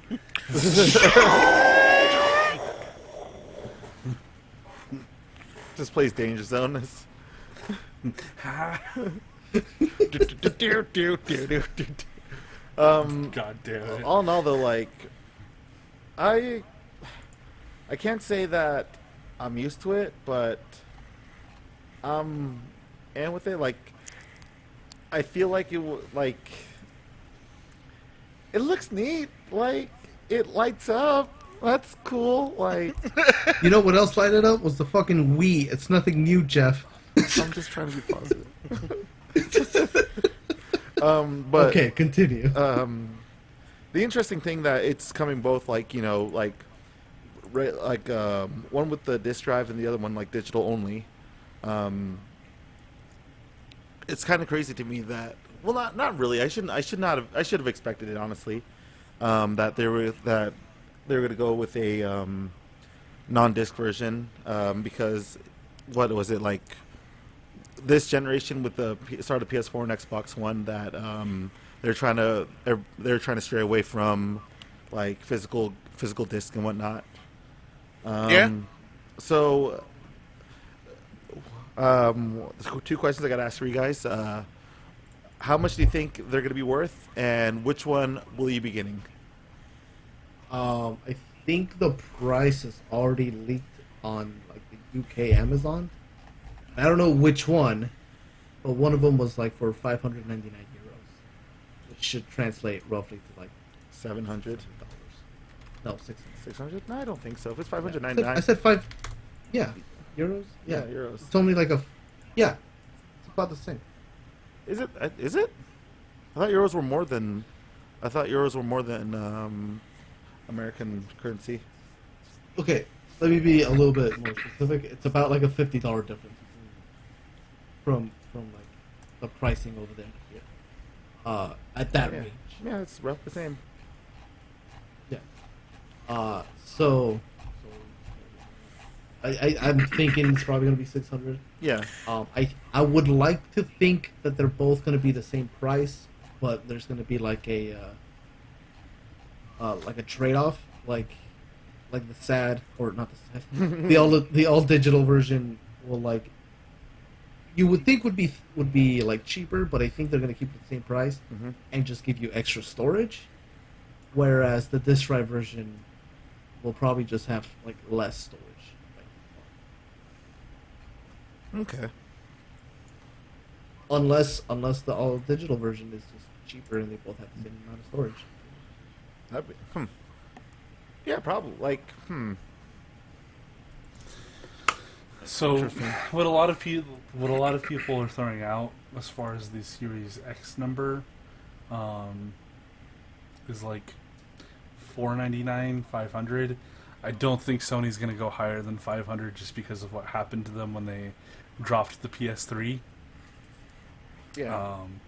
Because everyone knows the meme from that fucking E3 where they're like $599 US, and everyone was like, what? No, Yeah, here's like the thing too. It's like I would like to think it's gonna be $500, and maybe they'll have like a bonus storage edition that has it's more expensive. But like that's like the thing that like worries me is that even if it's 500, that's still like $500. Like to some people, that's like half the rent. And at this presentation, they didn't give us either like a release date or they didn't give us a price. And we're like around 6 months before it launches. And we're in an economic crisis. So like if it has bad sales, it's going to have bad sales regardless, but like it's going to be worse cuz people are not going to have time to like budget for it. And like that's the thing that like kind of has me pissed off. It's like if you are gonna have the audacity to like sell a $600 system, like you should give that price ASAP. Good thing you still have your Trump bucks, right, guys?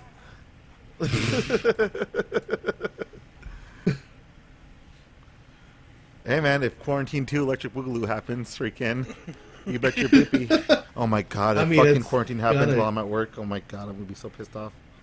I mean, it's gonna keep happening. I know, but like, I just had the horrible thought of just like dealing with freaking peak season at work, and like a second quarantine during that time. I'm just gonna tell you, it's gonna keep happening, bro. That's good. It's gonna go away for a couple months, and then we're gonna be right back to it. People stop being dumb. Like, PSA, everybody please stop being fucking dumb and just follow the fucking rules, alright? Just wear your damn mask, okay? It's not gonna kill you, alright? I don't think there's a fucking amendment that the fucking founding fathers put. It's like, hey, one of the rights is that people should not be wearing their fucking mask or whatever. They have the option to wear the fucking clothing. No, wear your goddamn mask, alright? Be fucking safe. Jesus, I cannot deal with another peak season at work that's gonna be shitty. Here's another option, Jeff. Find a job that doesn't suck. Please support my channel so I don't have to work at a fucking warehouse. but anyways, yeah, I will send you nudes.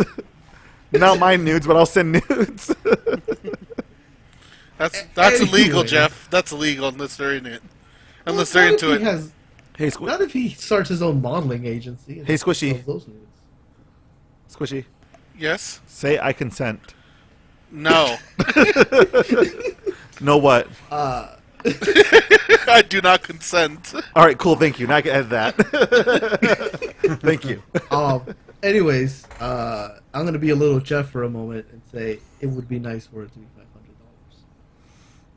$500. Little Jeff for the moment. Yeah. But the real me says it's probably gonna be 600. I feel like it's gonna be I feel like it's gonna be around 500, 600. Also, I really hope if it gets past like 600, I'm not gonna be buying this anytime soon. Like I've already said that I'm probably not going to be buying it anytime soon, just because of a lot of the issues that happen, like with being an early adopter and that first line of consoles always out of the warehouse are not always up to snuff as far as quality. I'm more than likely just going to wait for a sick collector's edition console, because that's what happens every fucking time I buy a console. Is like, alright, I'll just buy the standard one so I can play the things I want. And then like 3 months later, hey, check out this sick console edition, guys. It's super rad. Is that what happened with Kingdom Hearts? No. Because I specifically budgeted for Kingdom Hearts. Because I hadn't gotten... Like, I was debating on getting a PS4 Pro. But when they announced that, I was like, alright, I'm going to wait and get that as my PS4 Pro. And boy, did I luck out. Because, I don't know if you guys... Jeff and Squish probably know about it because they live with me, but, like, Yeah. the shenanigans around that limited edition... Who boy, there were some people that had their orders canceled. Yeah, I think it was either Alan. Thank you for listening, by the way, Alan, or Julius, that Alan's friend that got snubbed out of not getting the Kingdom Hearts PS4. So I already said I'm gonna buy it at launch. I have been holding off on upgrading to a PS4 Pro because I've been waiting for the PS5. And also the PS5, I'm picking up the disc version because I've also been holding off with the PS5, so I don't have to buy a 4K Blu-ray player. I'm about that. Word. But the moment they announce a boring ass square block PS5 Pro, I'm buying that shit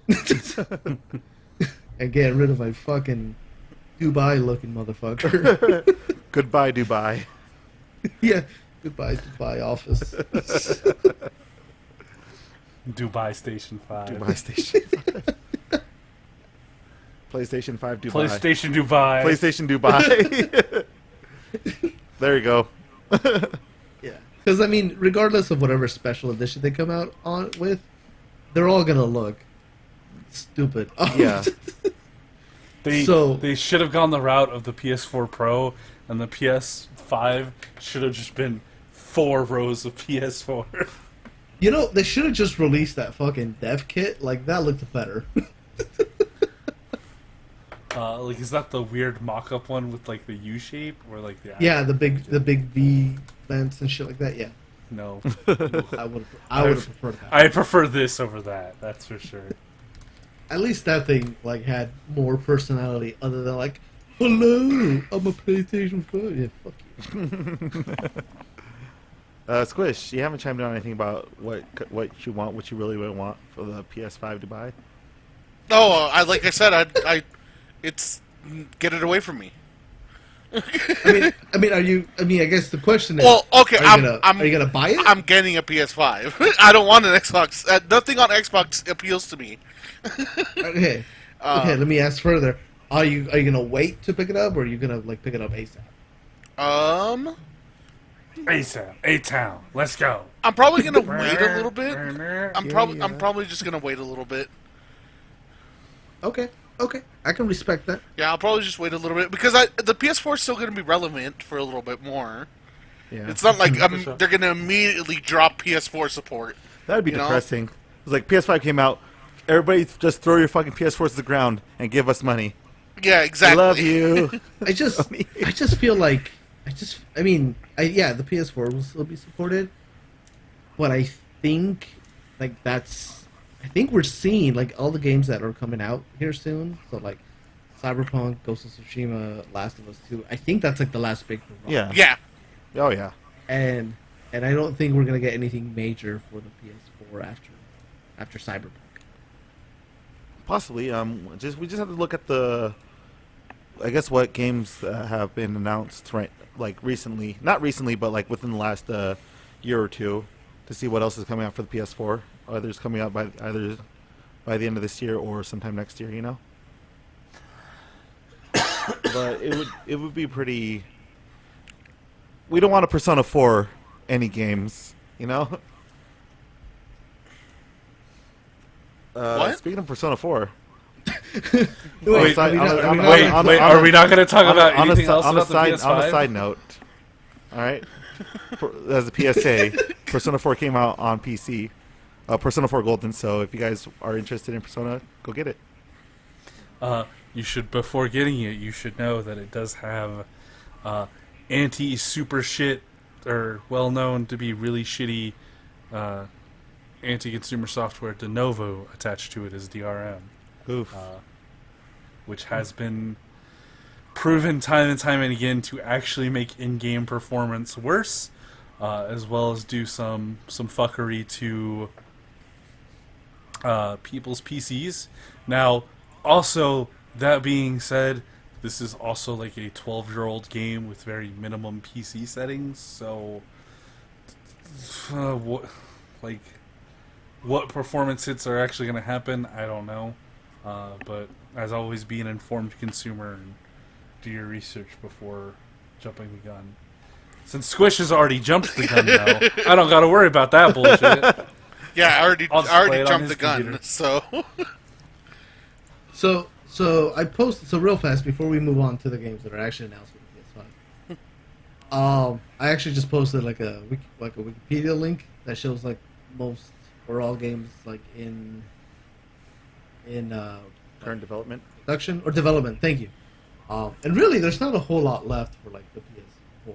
I think major releases, like hype releases, maybe like Hitman 3, I guess is having a PS4 release. And Guilty Gear Strive for us Yeah. fighter game fans. Yes, Yeah. that's the next one I was about to mention. Scaly Simulator Goodbye Volcano High is getting a PS4 release.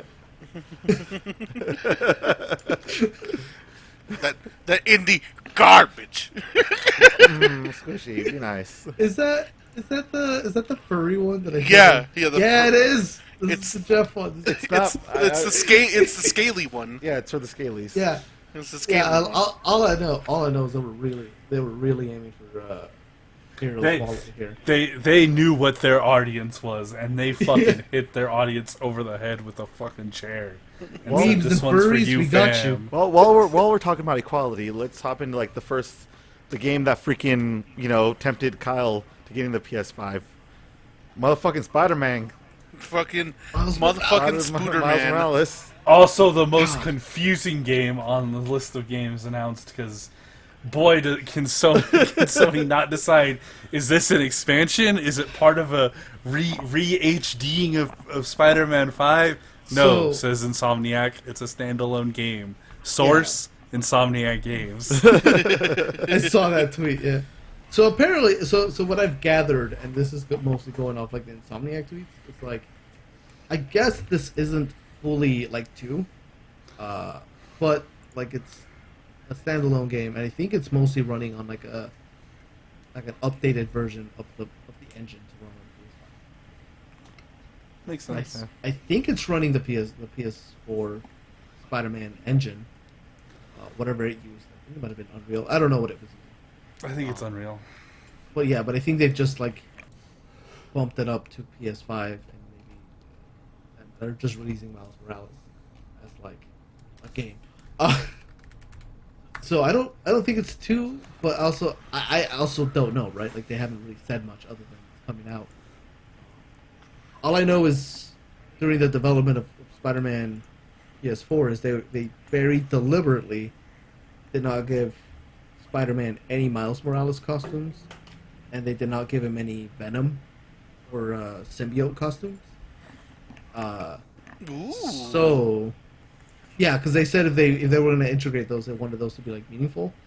So if this is like and I don't want to say Miles Morales isn't like a full game because it very well could be, and they just like they said we have a really good looking game and we just need slightly better textures. So like, why rebuild it from scratch when like Spider-Man already looks good? Yeah. And like that might have helped shorten the fucking development. But like I think the fact that it doesn't say Spider-Man 2 has people curious of like, is it Spider-Man 2 or is it Spider-Man 1.5? Oh fuck, it's Miles Morales. Yeah. It's like you don't call fucking Majora's Mask like Ocarina 2 or anything like that. Use the same assets, but still. You do if you're ignorant. You're ignorant. Ignorant. Yeah, exactly. So I think it is that. I don't know. I think it is just the next game. As a half black, half Hispanic individual, am excited for this game. As a not black but only Hispanic individual, but also a man who has a major boner for any Spider-Man content, I'm down. What? Squishy Color, you're not gonna add it on this? As a completely 100% white man, fuck Peter Parker. Miles Morales is the shit. But please, for the love of God, give me Miguel O'Hara. Give me that future Mexican. Yeah, give me that. Give me that Irish Mexi. Yeah, man, that motherfucker could drink. Probably. Fuck, man. Will we ever find out? I hope so.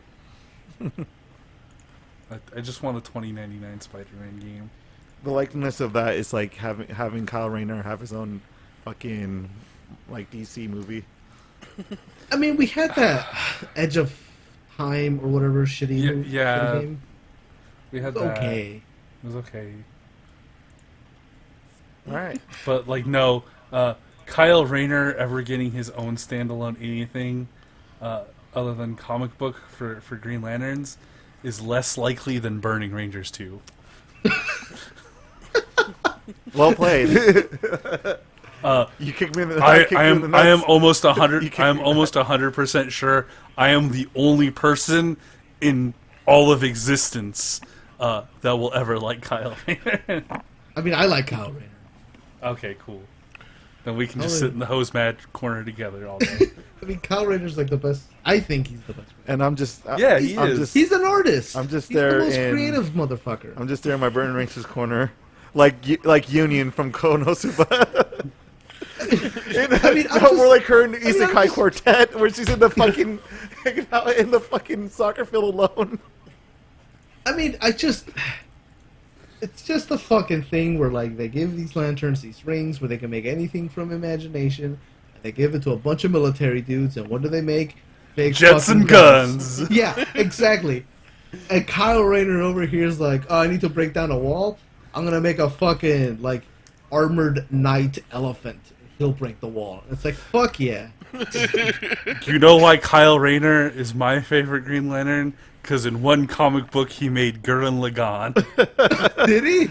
Yeah, Oh he my made god. he made a mech robot that looks pretty fucking similar to Gurren Lagann.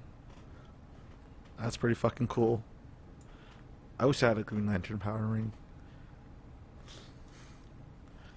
Yeah, anyways, other games? Oh yeah, so probably the biggest pop off from me and Squishy from our poorly audioed stream was the announcement. Yeah, I couldn't hear you half the Yeah, time. sorry about that. I tried. It was Resident it Evil. was trial. Resident Evil Village. I'm excited. Oh yeah, Resident Evil I Age. like where Capcom is taking the Resident Evil. yeah. Like Like 7 was good.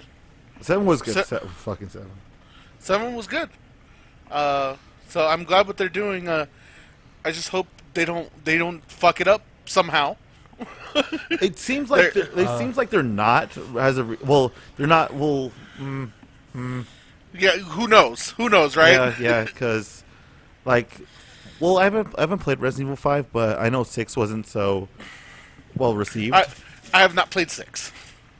Anybody played 6? So six, as far as storyline goes, is where a lot of like old time Resident Evil fans are like, Capcom, why did you do that to us?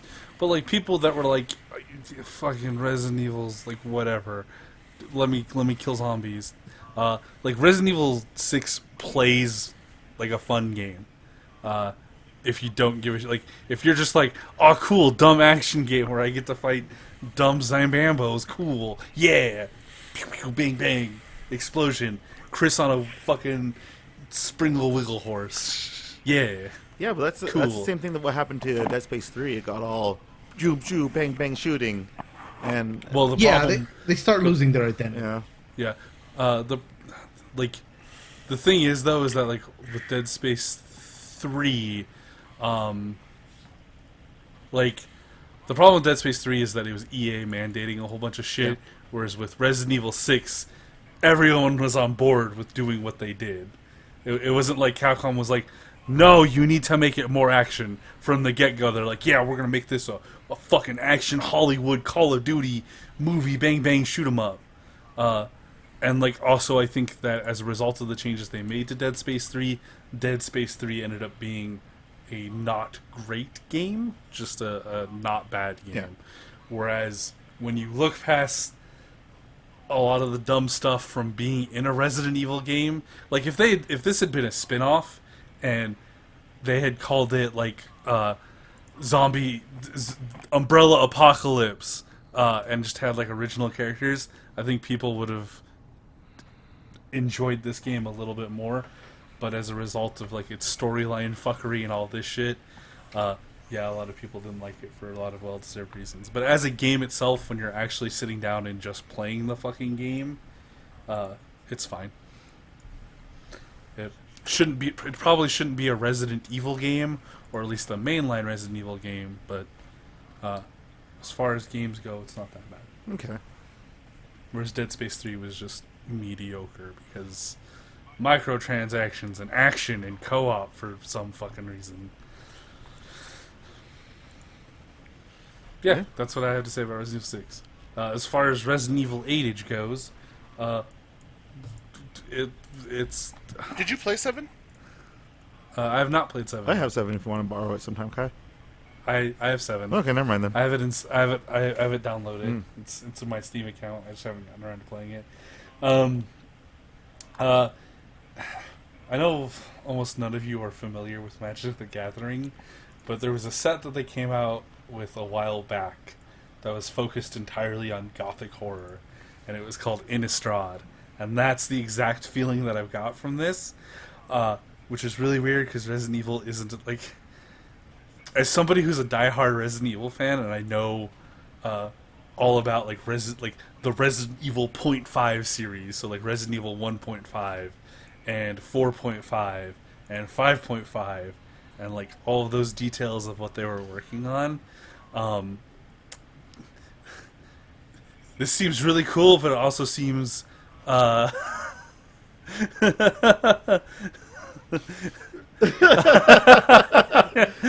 God damn it! All So like it's cool because a lot of what I'm seeing in Resident Evil 8 is a lot of the stuff that they took from those .5 games, which is really exciting because like I wanted to see those ideas explored, but I don't know how well that's gonna mesh with the rest of the shit they're building on. I think the plot has kind of just jumped the shark at this point, and Capcom's just like, okay, we just want to make good horror games that like have a good story episodically, like episode like Resident Evil 7, good story by itself. Don't look into anything. Don't look for connection. I don't know. I don't know how to explain how I feel. you should totally. But I'm still excited for it. So, It yeah. should be the exact same Yeah. feeling as seeing a green knockoff Ava Unit 1, you know? So I for the don't know people what that means. for the people that don't know, is in our chat, in our little Discord chat, I posted a thing that said Kyle Rayner is a weeb thread, and I just posted multiple screenshots of comics where he just summoned different mecha, and there's the Gurren Lagann head, and then there's a big fucking Evangelion unit. And then and I love that in the Evangelion unit where Kyle Rayner is piloting it through space, it also shows dumb dipshit Guy Gardner, and all he could come up with is a fucking monster truck, like the basic bitch he is. And then because Kyle Rayner's a weeb, he also built a restaurant to feel lonely. Hey, dude, you got to have your coffee and your paper, all right, and just spend 3 hours at a D's just drawing shit and talking about nerd stuff. Yeah, exactly. I miss you all, So though. apart from, yeah. So apart from Resident Evil 8 or Village, I guess it's also the thing. Man, they are really like. I feel like they really had to think hard about what word they can use to like make the fucking can't- Roman numeral for it. Honestly, now one of the things that I'm now even more excited for is waiting for the next Resident Evil to drop Resident Evil 9. to see how they're going to incorporate like the Roman numeral or the Arabic number in the title. I know, right? Like what is Resident Evil 9 gonna be? I'm trying to think. Resident Evil Ixion. All right, motherfuckers, we need to get IX in here. We're gonna bring in the expert. Nomura, you're in charge. All right, so X, all right, X. All right, so they're tracking Leon by the But belts some- on his pants. It's an X. It's gonna be Resident Evil Kyle. Resident Evil Kyle. Kyle. Oh man. Anyways, Some say 9, others say Kai. Or Key. Or Key. Resident God. Evil G, where you have to fight vampire zombies. fucking Keyblade. God, that was so stupid. I was All right, so you know hopping from Japan. Oh, Hey, man. hopping from Japan. Anyways. fucking. Are you guys excited for that really super brand new release for the PlayStation 5 launch? Grand Theft Auto 5 Oh again? my god, you don't even know, bro. Grand Theft Auto 5 again. I'm kind of glad that they just got this over with at the very start. And we're like, yeah, here you go. Grand Theft Auto Okay, 5 is fine. coming out on the PS Dubai. I mean, I was a little excited because I was like, oh, new Grand Theft Auto, awesome. And then no. It's Grand Theft Auto No, 5. it's Grand Theft Auto 5. You got Grand you Theft thought- Auto Dubai. You thought Grand Theft Auto Dubai. You fucking thought, Anyways, mate. new Ratchet All and right, Clank so on the way. Ratchet and Clank. Here you go, furries. Shut up. Man, they're really going for Jack's wallet this time. I have never played a Ratchet and Clank game. Really? Yeah. You didn't play a lot of the PS2 platformers. Not really, no. I played Not well, expensive. Jack and Daxter mostly, but that was Yeah. my stuff. See, he was a Jack boy, not a Ratchet boy. I mean, I was both boy. Both I boys. went both ways on that one. Ooh, now that he says I love you like Elsa furries. I mean, I played the Jack stuff. I played the Ratchet stuff. I also played the Sly Cooper stuff. I mean, those were like 3 solid platformer Yeah. 3D games for PlayStation 2, and like that's It was one. Ratchet and Clank was one of those ones that What? I seen. And What I had about intention Vex? To, what? What about Vex? We don't talk about Vex. Or Alter Echo. what We don't talk about Vex or Alter Echo. Anyway, so new Ratchet and Clank looks like the movie. Looks neat. And look, there's already porn of female Ratchet. Yeah, Oh my fun God, fact. it is awesome. Fun fact. She is the first 3 pages on Rule 34 of Ratchet and Clank. Just her. There you guys go. You guys got your Sony PlayStation Crystal. There you go, sport. I mean, I'm not gonna say that I'm opening up a private browser window, but I'm opening a private browser window. I need to see for myself. I need to. Keep I need Although out here with the citation needed gang. keep in mind, although is a critic at heart. So if there's one thing he'll critique is the art. God damn it! Why is this art good? Like that's the thing that kills me the most. Like furry artists, why are you so good at this? Why are you so good at drawing your furry porn? Oh my god! Why are you so creative? Blame Sonic. So, does anyone else have anything to contribute as far as Ratchet and Clank? It looks goes? neat. I like the game. I like the overall like warping. I guess is that the way what I was to say it? Yeah, I think Maximilian put it the best. Like that's absolutely a tech demo game. Yeah. Like that's all the portal shit like coming up like instantaneously and doing all that shit like on the fly is just like a weird flex, but okay. Type thing. Yeah. Is that Which is, I mean, fine. Like let them have their own fucking day in the sand. Day in the sun. It's so fast. So fast. so furious? All right. Just like cars. Speaking of cars, Gran Turismo. Finally fulfilling the promise that was made 100,000 years ago. Oh god damn it, Aldo.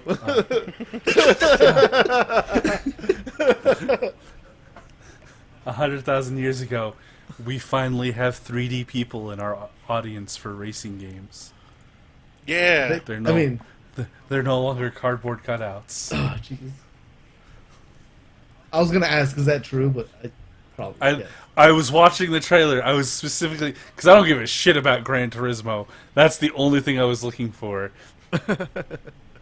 Yeah, I'm not like if it's not Mario Kart, I don't really care. You know, like it looks nice, but I'm not really diving into video games for realism. I'm diving in for escapism because I need to run away from my reality. Coward. I can't accept it. Oh, god damn it, Squish. Stop fucking putting furry porn on Discord. Listen, man, I gave something mostly clean. Hey, this is not okay. bad. Anyway. It's clean. This is quite. No, this is. We're going down. There We're is- going down. there's No. Squish. This If is this was on your computer, monitor, and your boss looked over, how fired would you be? It's not hentai. It's art. Yeah, This is the- it's art. this is like a motherfucker like kicking your door open and being like, "I'm not in your room though." Hey, Squishy. Yes. I know we joke about me being a furry, but bro. I mean, I will accept you for who you are. Just like how we've accepted Jeff for 3 years. Unleash your animality. No. hey, talking about animals and furries, that Stray game looks actually pretty good. Yeah, right. Fuck yeah, Stray. The cat game. Yeah, cat. Yeah, cats and you know what robots. that reminds me of? It reminds me a little bit of Tokyo Jungle. Yeah. It's like somebody looked at that game and was like, "Why don't we do that, but different, but the same?" It looks really cool. Like, looks really neat. I mean, granted, we don't have any gameplay of it, but the concept of it I'm down If for. if this game is just if this game is just Death Stranding, but I'm a cat making deliveries to robots, I'm already sold. Like I'm down for that. I don't care what this game is about. I've already sold. If this game is nothing but just being a cat and walking around robot infested Tokyo, I'm sold. Like Yeah. I don't need any gameplay. I love that he has a little backpack. Yeah. So cute. So, still being around Ropes Tokyo, let's talk about Ghostwire and how disappointed Kyle was. Oh yeah, Oh, please tell me why you're disappointed. because it's in first person. Oh. Okay. Like the aesthetic is really cool, but like from the initial trailer at E3, which didn't have any gameplay footage, didn't say anything about anything.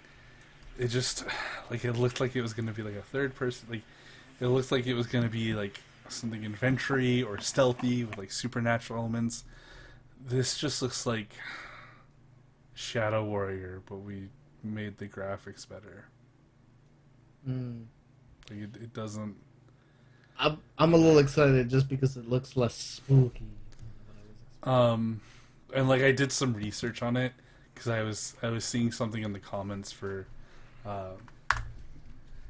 like with all these PlayStation trailers, and the lead designer for the game has left the project since that E3 Well, that trailer. sucks. Wasn't that Ikumi Nakamura? Yep. Oh no. Yeah. She's the one who was like, it's a spooky. Yeah. I love it. And like this feels like it's gonna be that mediocre game on launch. This is the pilot wings. This is gonna be our haze of the PS5. What was that? What was the Wii launch title? The one with the samurai game that was all red. Oh, Real Steel? No, not Real Steel. Red Steel. Yeah, Red Steel. Red Steel. Red Steel, That yeah. it's gonna That's be the what this red. feels like. It's gonna be the Red Steel. Where it's like, oh, that was neat, I Yeah, guess. that was interesting. I do like the Naruto hand signs. The Naruto hand signs are good. Yeah. Yeah. What up? Fucking live. I live in a Dr. house Bayo. filled with Naruto. Dr. Bayo, there's my Ghostwire way. So, hopping back on the bandwagon of, just cats and stuff like that. Another game that Capcom revealed was Pragmata. And I'm going to say this. What? I'm going to say this. Right. What the fuck does that have to do with They cats? showed a cat. There's a cat. They showed the cat. Remember the skeleton cat? In the trailer? Oh yeah. Okay. And I got to say this. Hey, Capcom. Why do you got to leave people in the moon? We're still waiting for Mega Man to come back down. We're still waiting for that Legends Yeah, 3.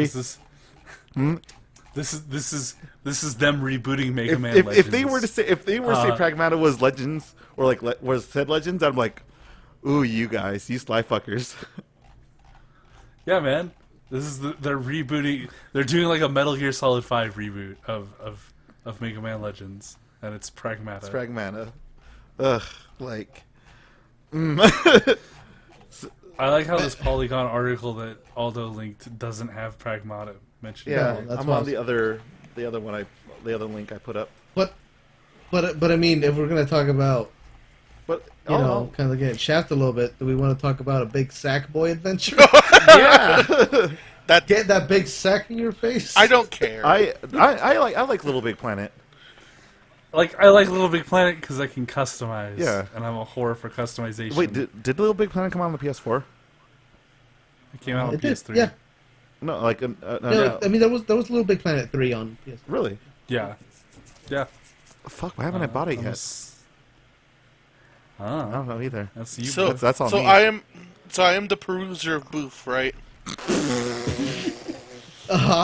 So I used to play that game all the time. just The immaculate boof. yeah, just boofed all the time. It was Yeah, that awesome. seems like a perfectly good poof game.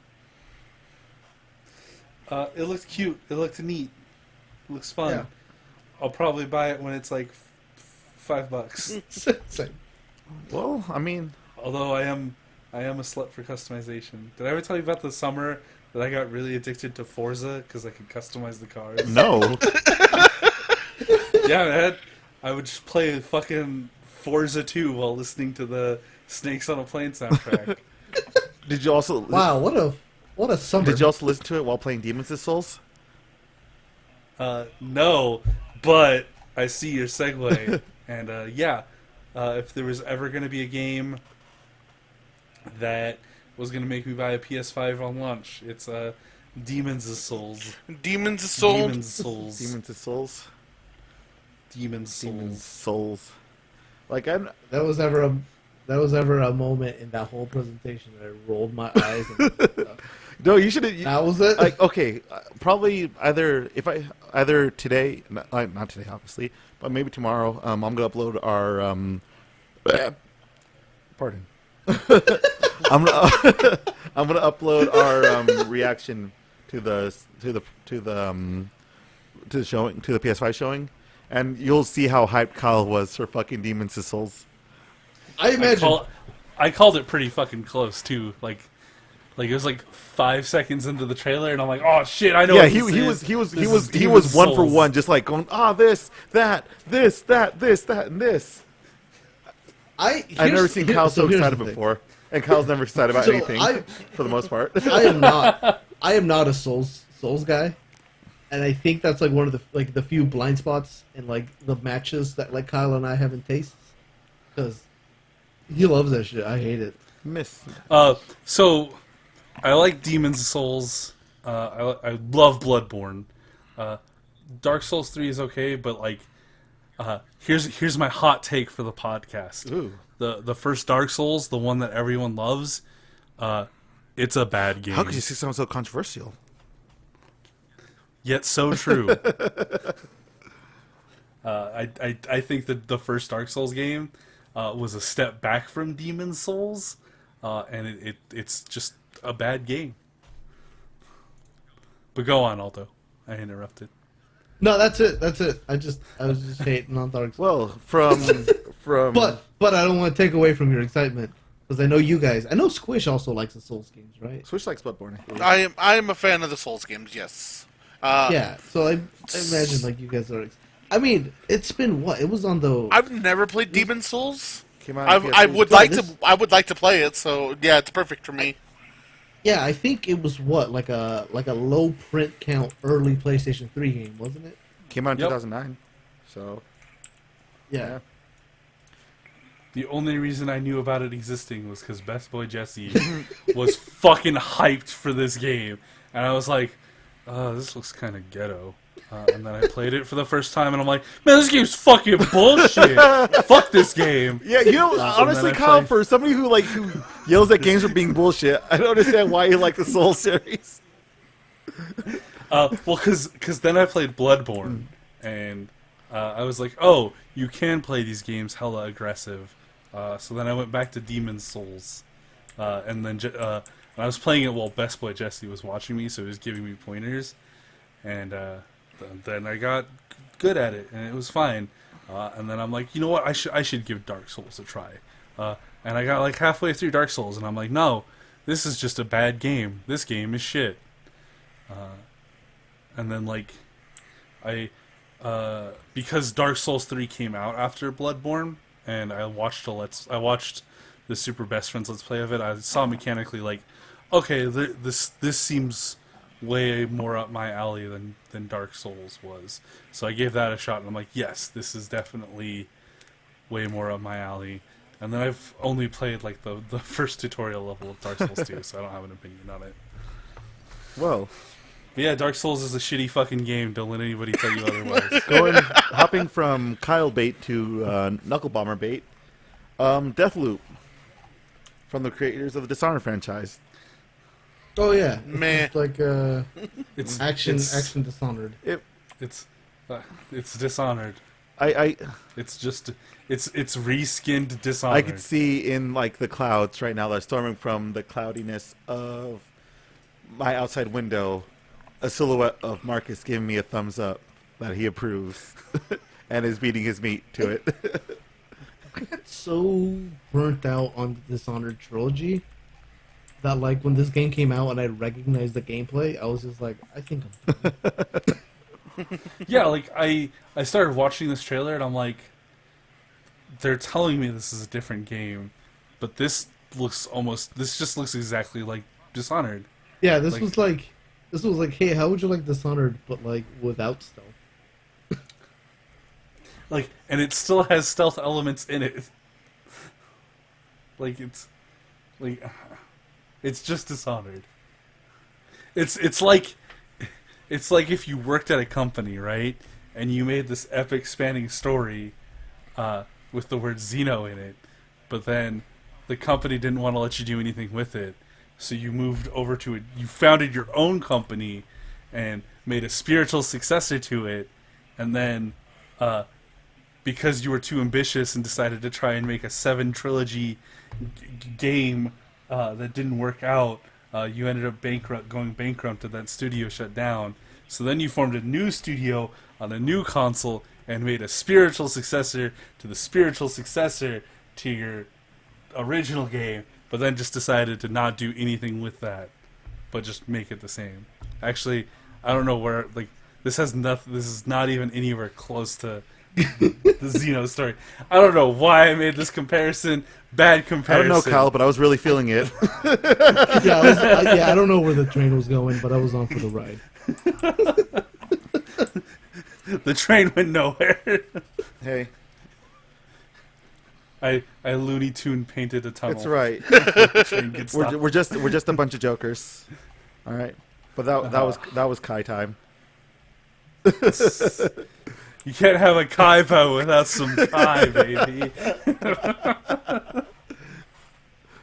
Man, so talking about going to where you shouldn't have gone, let's talk about going to the Forbidden West in Horizon 2. Yeah, let's journey to the west. So, Can you guys hear that? My stomach is going ham. we're going straight to the Wild Wild West. And I'm strolling into the Wild Wild Desperado. West. No, you don't want none of this. 6 gun in this. So, Buffalo Soldier. Look, it's like I told you. hopping on to Squishy Bait, Horizon Forbidden West was announced. Yeah. Squishy. Okay.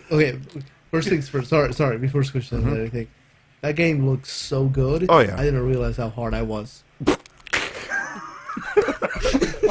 Oh, whoa, what's this? Notice this bulgy wulgy. That Nani? game, This must be the work of an enemy boner. that game fucking.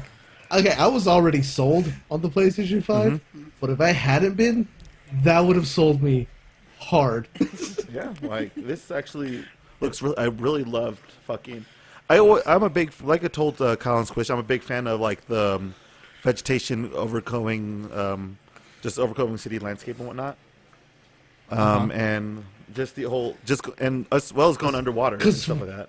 Cause we're the disease. Yeah, I think Kyle said that also. Yeah, I said that on Yeah. stream. The Earth is healing. Humans are the disease. God, every time somebody says that, I'm like, go fucking do us a service and start. So everything. Lead by example. This whole, all of it was really beautiful and stuff.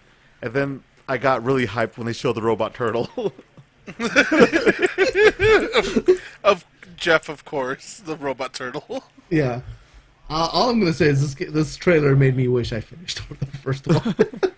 Squishy, you beat Did you not finish the first one? No, dude, I am.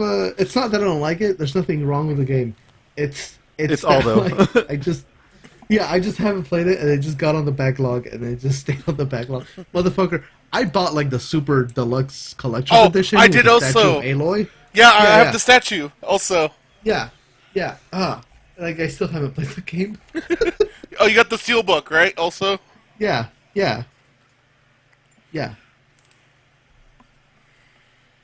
I should finish this. After Persona. I haven't played the DLC. Oh, me neither. That's what I haven't played. I haven't played Well, the why don't you play DLC. the DLC right now? I don't have the game. Ah. Kayla has the game. Oh. Not that Kayla. Oh. It's Other people. Oh, I'm so the blonde. I know which Kayla you're talking about. Oh, okay. He has a PS5 for it. Yeah, I let her borrow it. Oh, Yeah. Yes, she's got a PS5. She's got a right Yeah. PS5. She got it from She Dubai. has, she's the only one. English is hard, okay? English wasn't my first language. But all in all, So I don't have a lot to say about Horizon Same Dawn. here. However, the fact that like there does seem to be a trend, kind of starting with this generation. It looks like it's pushing into this one, where we're starting to see characters go underwater a lot more, which I think is going to be exciting to see what games kind of push that boundary and see if we can start getting a little bit more verticality introduced into our open world games. Yes, let's ignore the last 20 years of complaining about water levels. yeah. Seaweed is always greener. Well, now we can do water levels It's good somebody else's though. lake. See, The controls are the People same. dream about going up The there, controls- but that is a huge mistake. Under the sea. Under the sea. Darling, it's wetter. Better, down where it's wetter. Take it from me. Up in land, they work all day. Something. speaking of hiring people to kill your fucking roommates, Hitman 3, that's a thing. I'm a fan of the Hitman series. Continue. Um, Well, what's yeah, Hitman 3, it's a thing. It exists. Yeah. I've never played any of the Hitmans. Yeah, I never played it. I- I Hitman. assume it's. I'm a huge fan of the Hitman series. All right. Carry on, It's Chris. it's fun. I will say that Hitman joins the very short list of games where the protagonist actually fulfills what they do. Hitman, Hits. Tomb Raider. He That's hits it. man. Halo guy does not do anything. God, who was it that I said when we were doing Uncharted. the live- Oh yeah, Uncharted Yeah, doesn't do it. Uncharted does not chart things. You said Tomb Raider, Uncharted, Hitman, Halo. I feel like that might have been it, but I'm not 100% sure. There's one because like I went off on something and then you guys called me out that I didn't say the actual name. Like I said the name of the game but not the actual person. Oh, fuck. Shit, that's gonna bug me now. That's the name, the actual person, but not the name. Oh, fuck. I really gotta look back at that. All in all, though, like Hitman has never really appealed to me. It seemed like one of those games that came out for like the trench coat wearers. I want to say.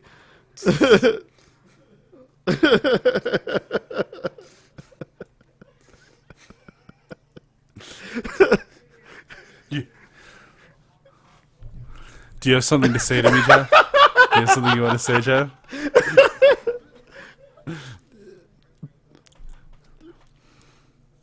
So, you're in luck because I've never been a trench coat thank God. guy. The only time I was a trench coat guy was when I was a small babby child and I saw Matrix. It's because I was a small babby child. I've never been a trench coat guy. But so I've never been somebody who has physically worn a trench coat, but I still had like all of the other qualities of a trench coat wearer person, just not a sans trench coat. The trench coat. Yeah, Like, I was a hipster trench coater. I didn't trench coat because it was too mainstream. people wear trench coats in the first place. Oh my god, there used to be a person that worked that fucking wore a trench coat, and I hated that guy. Everyone hates that hates that guy. guy. I know. I know how much everyone hates that guy. But all in all, real talk though, for those who are interested in Hitman, good for you. If not, then, But going to like probably even like more fantasy darkness, Returnal. That was an interesting look at a game. Like, Yeah, it looked very uh, Eldritch horror-ish, but Yeah. shit. But it turned out to be like a weird first person. I'm like, not first person, third No, person it's not a shooter. first person shooter. Third person shooter. And I was like, like when you add gun I feel like when you add gun to things, it just kind of gets different. Like when it, like third person gun, I guess. Like it gets too actiony in my book. Like Are you saying that it's not scary enough? I don't know. I feel like for me, for something to be scary, I need to feel like I don't have a good chance of survival. Like it's like with Resident Evil. Like yeah, there's like enough ammo to get you by the game, but like to beat the game and whatnot. But like that's if you know where to find it. Like Well, I mean, we don't know enough about this game to say if that's the case. that or is not. true also. But like just from what I saw, it just kind of seems a little too for me. I don't know. It's being dubbed as a survival game. But it also looks So- kind of like a roguelike, though. Yeah, and that's the thing that I am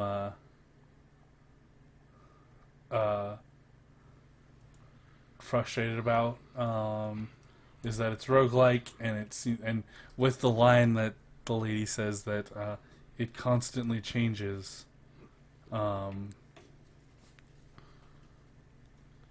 Implies that there's probably going to be some procedural generation, and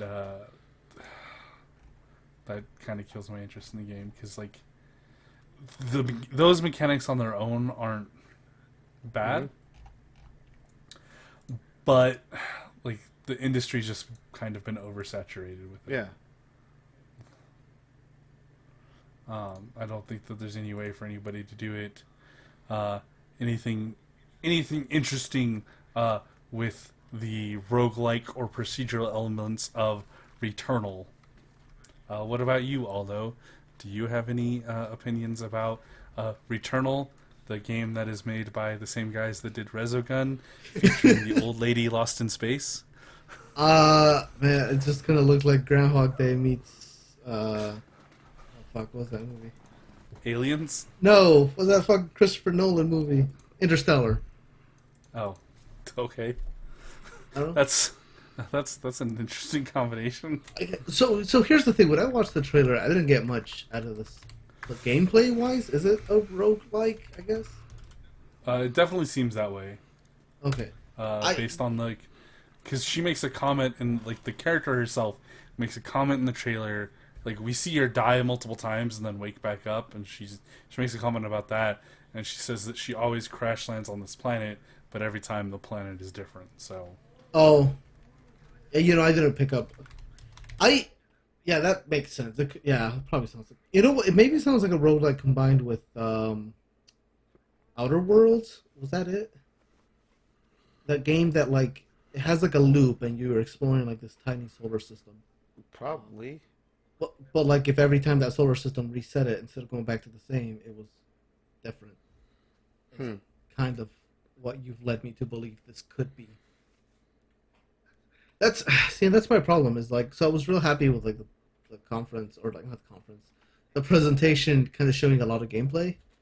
Because I hate this when they don't like show gameplay, because then it's like, that's a neat trailer, but like I don't know what the game actually is. So yeah, I don't know. Like it could be, and if it is that, I mean, that might be interesting. I'd be curious about how they're gonna do it. If they do it, if it's a roguelike, I'd be curious like how they're gonna do that with like maybe exploration or like what the story here is.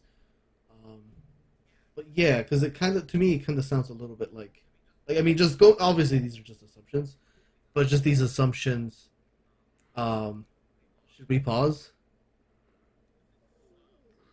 All right, let's.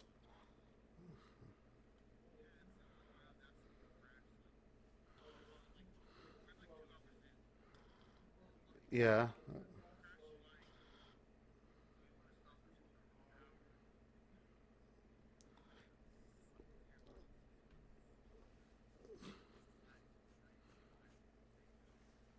All right. Pause. Pause. Yeah. Okay. So So what I was saying is like. So the thing I hate is Sorry, I was when- vaping during the fucking. Did you not start I know I was recording? recording, but I forgot. I had my vape in my hand. I just fucking started vaping. Okay. So anyway, so what I'm saying is about the presentations. So I was real proud of PlayStation 5 because they showed off like a lot of gameplay, which was actually pretty neat. But that's like relative to like other presentations. And I hate when they show like an interesting concept and they show like 3 seconds of gameplay, or it's just a full on trailer, because then you have no idea. And like I want to be excited for like Returnal because that shit sounds cool. It's like Groundhog Day or like Live Die Repeat or All you need is whatever. skill? Yeah, all you need is skill. Like it seems like that shit. But like, what is the gameplay loop? What is the kicker? Yeah. But I don't know. I want to be excited for it. If it's like a roguelike, that would be neat. It's gonna be a roguelike. That's I mean, probably. There's like a 95% chance it is. Well, we may never know. Well, we will know eventually, but Yeah, As- I mean, I'll probably never know. As I won't pick it up. as Jeff it's too- accidentally foretells it's too the s- studios cancel. It's too spoopy for me. it's too soupy. I am a coward. Okay. Um, Let's see. So I've got a list of everything every game that was listed in chronological order. So I'm just gonna run us through the impressions for the rest of the games. Okay. All right, hit me. Okay.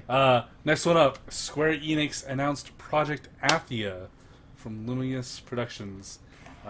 It's a Neat. Square game, it's pretty. looks neat, but it's never gonna come out. It's gonna be the PS5's fucking Scalebound. That's some bold ass fucking claims That's a- made it's- off of fucking nothing. It's got a name called Project Something. It's gonna be a game destined to never come out. But it is I don't know, it is man. Square It though, could. so who knows? I mean, as long as it doesn't have Nomura on it, That it is should come true. out. That is true. Yeah. All right. Like, I I mean, feel like this game's still no- gonna come out. All right, so- keep going, yeah, Kyle. Keep going. Keep going. Hold on, Sorry. hold on, real fast. I panicked when I saw Luminous because I was like, "Don't tell me that shit's still alive and kicking." The Luminous engine. I thought it was that. I was like, "Oh fuck you," but it was like a Luminous team or whatever. I was like, "Okay, that's fine. That's fine, I guess." Anyways, Up next, we got Destruction All Stars, which is the Fortnite Racing, don't care. goddamn. that's bullshit, and I know it because you're in the fucking game, Jeff. You're in fucking. We're all in the game, Kyle. but we're you all were in the most game. definitely in the game. You We're were all most in the definitely in the game. game. I There was was in a the game. Henshin Power Ranger furry in here. It has everybody. It has the uwu meme girls for Squishy. It has a fucking luchador for Aldo. It has fucking henshin furries for Jeffrey apparently, and it has fucking edgelord robot ninja guys for Kyle. It has the demon dude. I guess. Okay. Everybody's in it. And I don't care for it. Okay. You got any opinions on it, Aldo? I mean, I don't care. Like, it's fucking, I don't know, Fortnite Rocket League. I don't know. I'm not. I don't down. know. It reminded me a little bit of Burnout, so I will remember it 6 years from now and look at it and see if it's worth the same price it's on. Yeah, it'll be free on like PS Plus, free game of the month. And that's like I'll play it for an hour and that'll be it. All right. Up next, Kina, Bridge of Spirits. The art style looks sick. I'm interested. The art style looks Yeah. sick. What? The art style looks sick. Yeah, it looks really good. Yeah. It looks very Miyazaki-y without like just, or I should say Ghibli. It looks very Ghibli-esque without just like being a blatant Ghibli-ist. You are like the third person who has said that, and I just don't. I don't feel it. You don't like. I don't feel the Ghibli-ness of it. You don't feel any Ghibli-ness from it. Not really. Okay. Anti-Ghibli. I mean, I don't know. Maybe it feels a little bit more. I don't know. It feels a little bit more Laika than it does Ghibli. But I don't know. Maybe I'm just being I don't pedantic. know what a fucking Leica is. They're the people that did like Kubo and the Two Strings, okay. Coraline. Yeah, it definitely has that feel to it as well. We made a vague meme reference to it a while ago, but we can formally discuss Goodbye Volcano High. Get that fucking indie garbage away from me. Wow. Oof. Okay. Okay, Boomer. Yeah, okay, Boomer. No, it's not for me. It's, The only- it's I have no idea what the fuck this game is, so I can't say. I don't even know if anything we saw is actually part of the game, Yeah, or if it's a trailer. Is this like that fucking dragon game, the one with the helmet man, Dragon Slayer? Is that what No. I'm thinking of? Oh. No, this looks more like that. I don't know. At least to me, I got that vibe of like that. Night in the Woods. It's like a vision. Yes. Yeah. So, Thank but you. like, okay, so you know how Dragon's Lair was a video game, but it was animated just like a Yeah. cartoon. That's what I meant. Is Oh, this going to okay. be like it's completely entirely animated, and there's just going to be like a few button prompts? Is it going to be like visual novel-esque? Is it going to play more like a Night in the Woods? Maybe it'll be like Life is Strange. Who knows? Is Goodbye Volcano High just talking about the general teenage angst that comes from leaving high school? Or are we going to see all these fucking dumb dinosaur teenagers get fucking wiped out by a giant meteor? Because if it's the latter, I'm down for it. Wham bam! It's Sorry, the Dino Gym with the dinosaurs. It's fucking disgusting. So I'm still hung up on your pronunciation because you said angst. Yeah. Good for it's. Okay. All right. It has to be. We just have to see gameplay for it. We'll see what happens. You know. Maybe we did. We don't We know. don't know, don't but this seems more. To This seems more Kyle's like point. like an animated series more than anything else from what I see. So Yeah. we just need to see some gameplay. Goodbye, Volcano High, coming to you on Saturday nights at 7 p.m. on Cartoon Network. Yeah, right before Adult Swim or during Adult Swim. Yeah. I don't know. I can see a lot of people that we somewhat know to be interested in it. Like, I get. Well, I'll be honest. I'll probably check it out. Like, I'll probably see a Let's Play of it. It's probably like it's gonna be like what's it called? Life is Strange. It's gonna be like one of those kind of things. Which I did like Life is Strange. Don't get me wrong, I did like it. Yeah, like, I guess if it didn't look like the thing that gets me is just how like next game. No, finish your thought. It looks like I Please. just don't like the pseudo anime look to it. Okay. Like it looks very off. Oh, For me. Oddworld! I figured out what we were talking about earlier. It was Oddworld. Oh yeah, The guy's Oddworld. name is Abe, Oddworld. but I kept calling him Oddworld. Kept calling Abe Oddworld. Yeah. Yeah, you were like, when is Oddworld gonna save his kind? Yeah, why does Oddworld always gotta be the one to rise up and save his people? How come nobody else can do it? I've never. Bringing up Wait. Oddworld, I don't give a fuck about Oddworld. Good for people who like Oddworld. Like I never played Oddworld because I never grew up with a PlayStation. So Nah, I never played Oddworld. Yeah, I missed. Fuck it. Fuck I it. missed both. I'm getting into Oddworld lore, starting with Oddworld Soulstorm. That's gonna be my goal for the next 2 weeks. I'm playing Oddworld games after I beat Spooderman. Okay. all right, thumbs up, ref. Are you just gonna find an emulator? Or Don't worry about it. Don't worry about it. Where there's a will, there's a way. Don't worry about Keep it. going. Keep going. Keep going. All right. After that, we got Jet, the game that it's made by Super Brothers. It was. I don't know what the fuck this game is. This just feels like indie No Man's Sky. It's like Space Flower. Yeah, it's Space Flower is what you guys said. yeah. I need the thing to know what the fuck this game is. Because so far it just looks like bullshit. Any thoughts, Aldo? No, It's one of those games where I don't even remember. it's one of those games that what would play it better when you're on looked drugs. I like. think. Yeah. Like Godfall. Sure. Yeah. Okay, everybody's excited for that. I don't. Why? Yeah. Fucking, I feel like it's gonna be like For Honor. I feel like it's gonna be for like a For Honor. Is it a multiplayer game? Maybe. Yes, I don't know. I believe it is. Because I'm looking at the trailer and it looks like single player, but I don't fucking know. Maybe it just looks that good. fucking, but their fucking suits and Oh. armor looks so cool. Jeff, you just like it because it kinda- looks like Guro. Yeah. I mean, it kind of just looks like Smite. But more action. But Garo. Sure. All right, next. All right. Next one. Oh, Solar Ash. Made by Yeah, the guys yeah, made that looks Hyperlight cool. Drifter. Solar That Ash looks looks fucking neat. sick. Looks That cool. dark hole, fucking sick as shit. Fucking roller skates, hell yeah. Gliders, skip like o- like are you- Shadow. Are you, I mean, are you gonna just skip over NBA? Yeah, fuck that. No, we don't Yeah, care fuck about it. We don't Please, care about please, it. give me your insights on the depth and impact that 2K21 is going to have on the gaming industry. I wanted to see the gambling mechanic it was gonna have. I want to know that it's story Oh, the mode. surprise mechanic. I want to know that the story mode is being written by Spike Jonze again.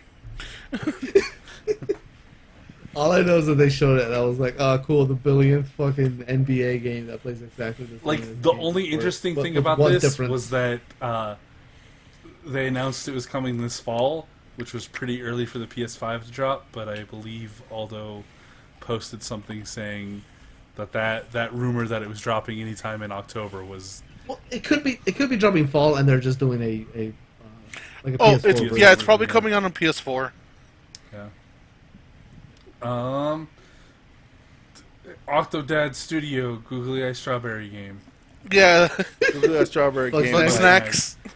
Whatever. This, Is it vegan? this game, like, looks cute as fuck. Will you're be gonna watch entertaining. this trailer and immediately know whether this game is for you or not. I watched it and knew it was not for me. Yeah, same. Is the alright, strawberry cool. bug vegan? It'll be good for like a drunk stream. Yeah, I guess. I don't know. I think Octodad would be better. Yeah, I like Well, Octodad. Hey, you know those fucking mascots from the PlayStation VR and the PlayStation camera game that got a bunch of people banned from Twitch because they kept making homemade pornos? Well, that dude has his own little game after the playroom. Yeah, it's so like- cute. I want it. Wait, I'm sorry. What? The mascot for the PlayStation Astro. camera room. Yeah, no, wait, hold on. Wait, homemade porn? Do you not remember people buying like the PlayStation camera and then story after story after story of people getting banned off Twitch or streaming the game because they kept having sex on air? No. That was the thing that happened. Oh my god. Awesome. Anyways, that game looks... Yeah, it looks adorable. I want it. I don't know that I'll play it. It looks... I'll play it. I'm like, yay, Jeffrey stuff. Next, Alright, I like robots. that was probably the most interesting thing I had to say about it. Little Devil Inside. oh yeah, that looks It cool. looks really fun. That looked really cool. I really like the art style on that one also. Oh yeah. I liked playing a little guy that seems to be doing odd work for an old dude who just spends his time bitching at the little guy and hunting out the neighborhood MILFs. So just modern Because- America. Yeah, because this little guy seems like he's tired as fuck of everything. I thought it was actually like a... like the old guy was him in the future. I thought like that was him and he was just bored with his No, life he drops and- off. He drops off like a monster to him at the beginning of the trailer. Oh, does yeah, he? Oh, I totally missed that. yeah. At the beginning of the trailer, it shows the little dude just dropping a monster on his table. Oh, never mind then. I'm more interested. Yeah, it looks cute. I like the art stuff. All right, Look at all those blades of grass. all right. Next, How are the PlayStation? That's it. that's it. That's All it. right. Cool. We've gone So- over all of them. Wow. All right. Neato. So all in all, what'd you guys give the presentation? 8 out of 10. 12 out of 13. B plus. It was cool. I'm glad we reached a consensus. God damn it. Yeah, it was all right. It was neat. All right. So, yeah, we're gonna end right here. That's been a long fucking talk about PS5. Yeah, we talked a PS2, lot about the PS5. PlayStation Dubai. It was a big presentation. Dubai Station. We talked a lot about the PS5. We talked a lot about our history with video games. We had two big meaty topics, two girthy topics Lots of heft. Veiny to talk. Bulging. propel from our mouths. Hey, look, PS5 waifu. Oh yeah, I saw that. Rule 34 of her. All right, everybody, enjoy your Rule 34. And Especially you, Alan. especially you, Alan. Look up. Sorry about the gratuitous amounts of furry porn, everybody. Uh, God damn it. Yeah, Jeff. You specifically. Jeff, you could make a living if you made furry porn. Don't fucking Yeah? tempt me. Do probably it. could. Do it. Do it. Do it. All right, everybody. So, what are you guys looking forward to next week? You drawing furry porn. Jeff's debut as a furry porn artist. Well, that's what the. Not- That's what the other not- player's for. Yeah, not a whole lot. Just beating Ninja Turtles and playing Persona. Okay. Finishing up Spider-Man and starting my Oddworld Odyssey to see why Oddworld takes so goddamn long to free his people. Squish. Beating Spooderman and then starting Persona 5. 4. 4. 4. For me, actually, finally starting Brave Red Super Sashi. Oh, also, we won't be due to the current situation in regards to going to the world right now. We decided not to do Detroit. So, Kyle, what is the David Cage game we're doing? I'm I down for guess Heavy we're Rain. me and Jeff are gonna do Beyond Two Souls. Gross. I don't know what that is, but I guess we're going to be on Two Souls. I hope you really like Ellen Page and William Dafoe. I like William Dafoe. I like one of those two. And also, I will be doing Brave Hearts Musashi finally. I had a situation in regards to the PS3 that we're using, so we're going to be using I'm going to be using PS2. And also, there's going to be a second solo act because the new Pokemon DLC came out, and I will be playing that as well. So expect for me to do double time for solo act. Yay! All right. So that's it for Chit Chat, guys. I'm Rich Chili Hero. Who are you folks? Who are you, lovely gentlemen? Squish. Your dude from another You world, both- Isekai. Taco. And enjoy. If you guys get the PS5, enjoy. And if you guys are into furry porn, have fun. And remember to stay safe out there. With everything's going on, just make sure that Wear you your guys mask. Don't be a dumbass. wear your mask. Don't be a dumbass. Yeah, wear your and- mask.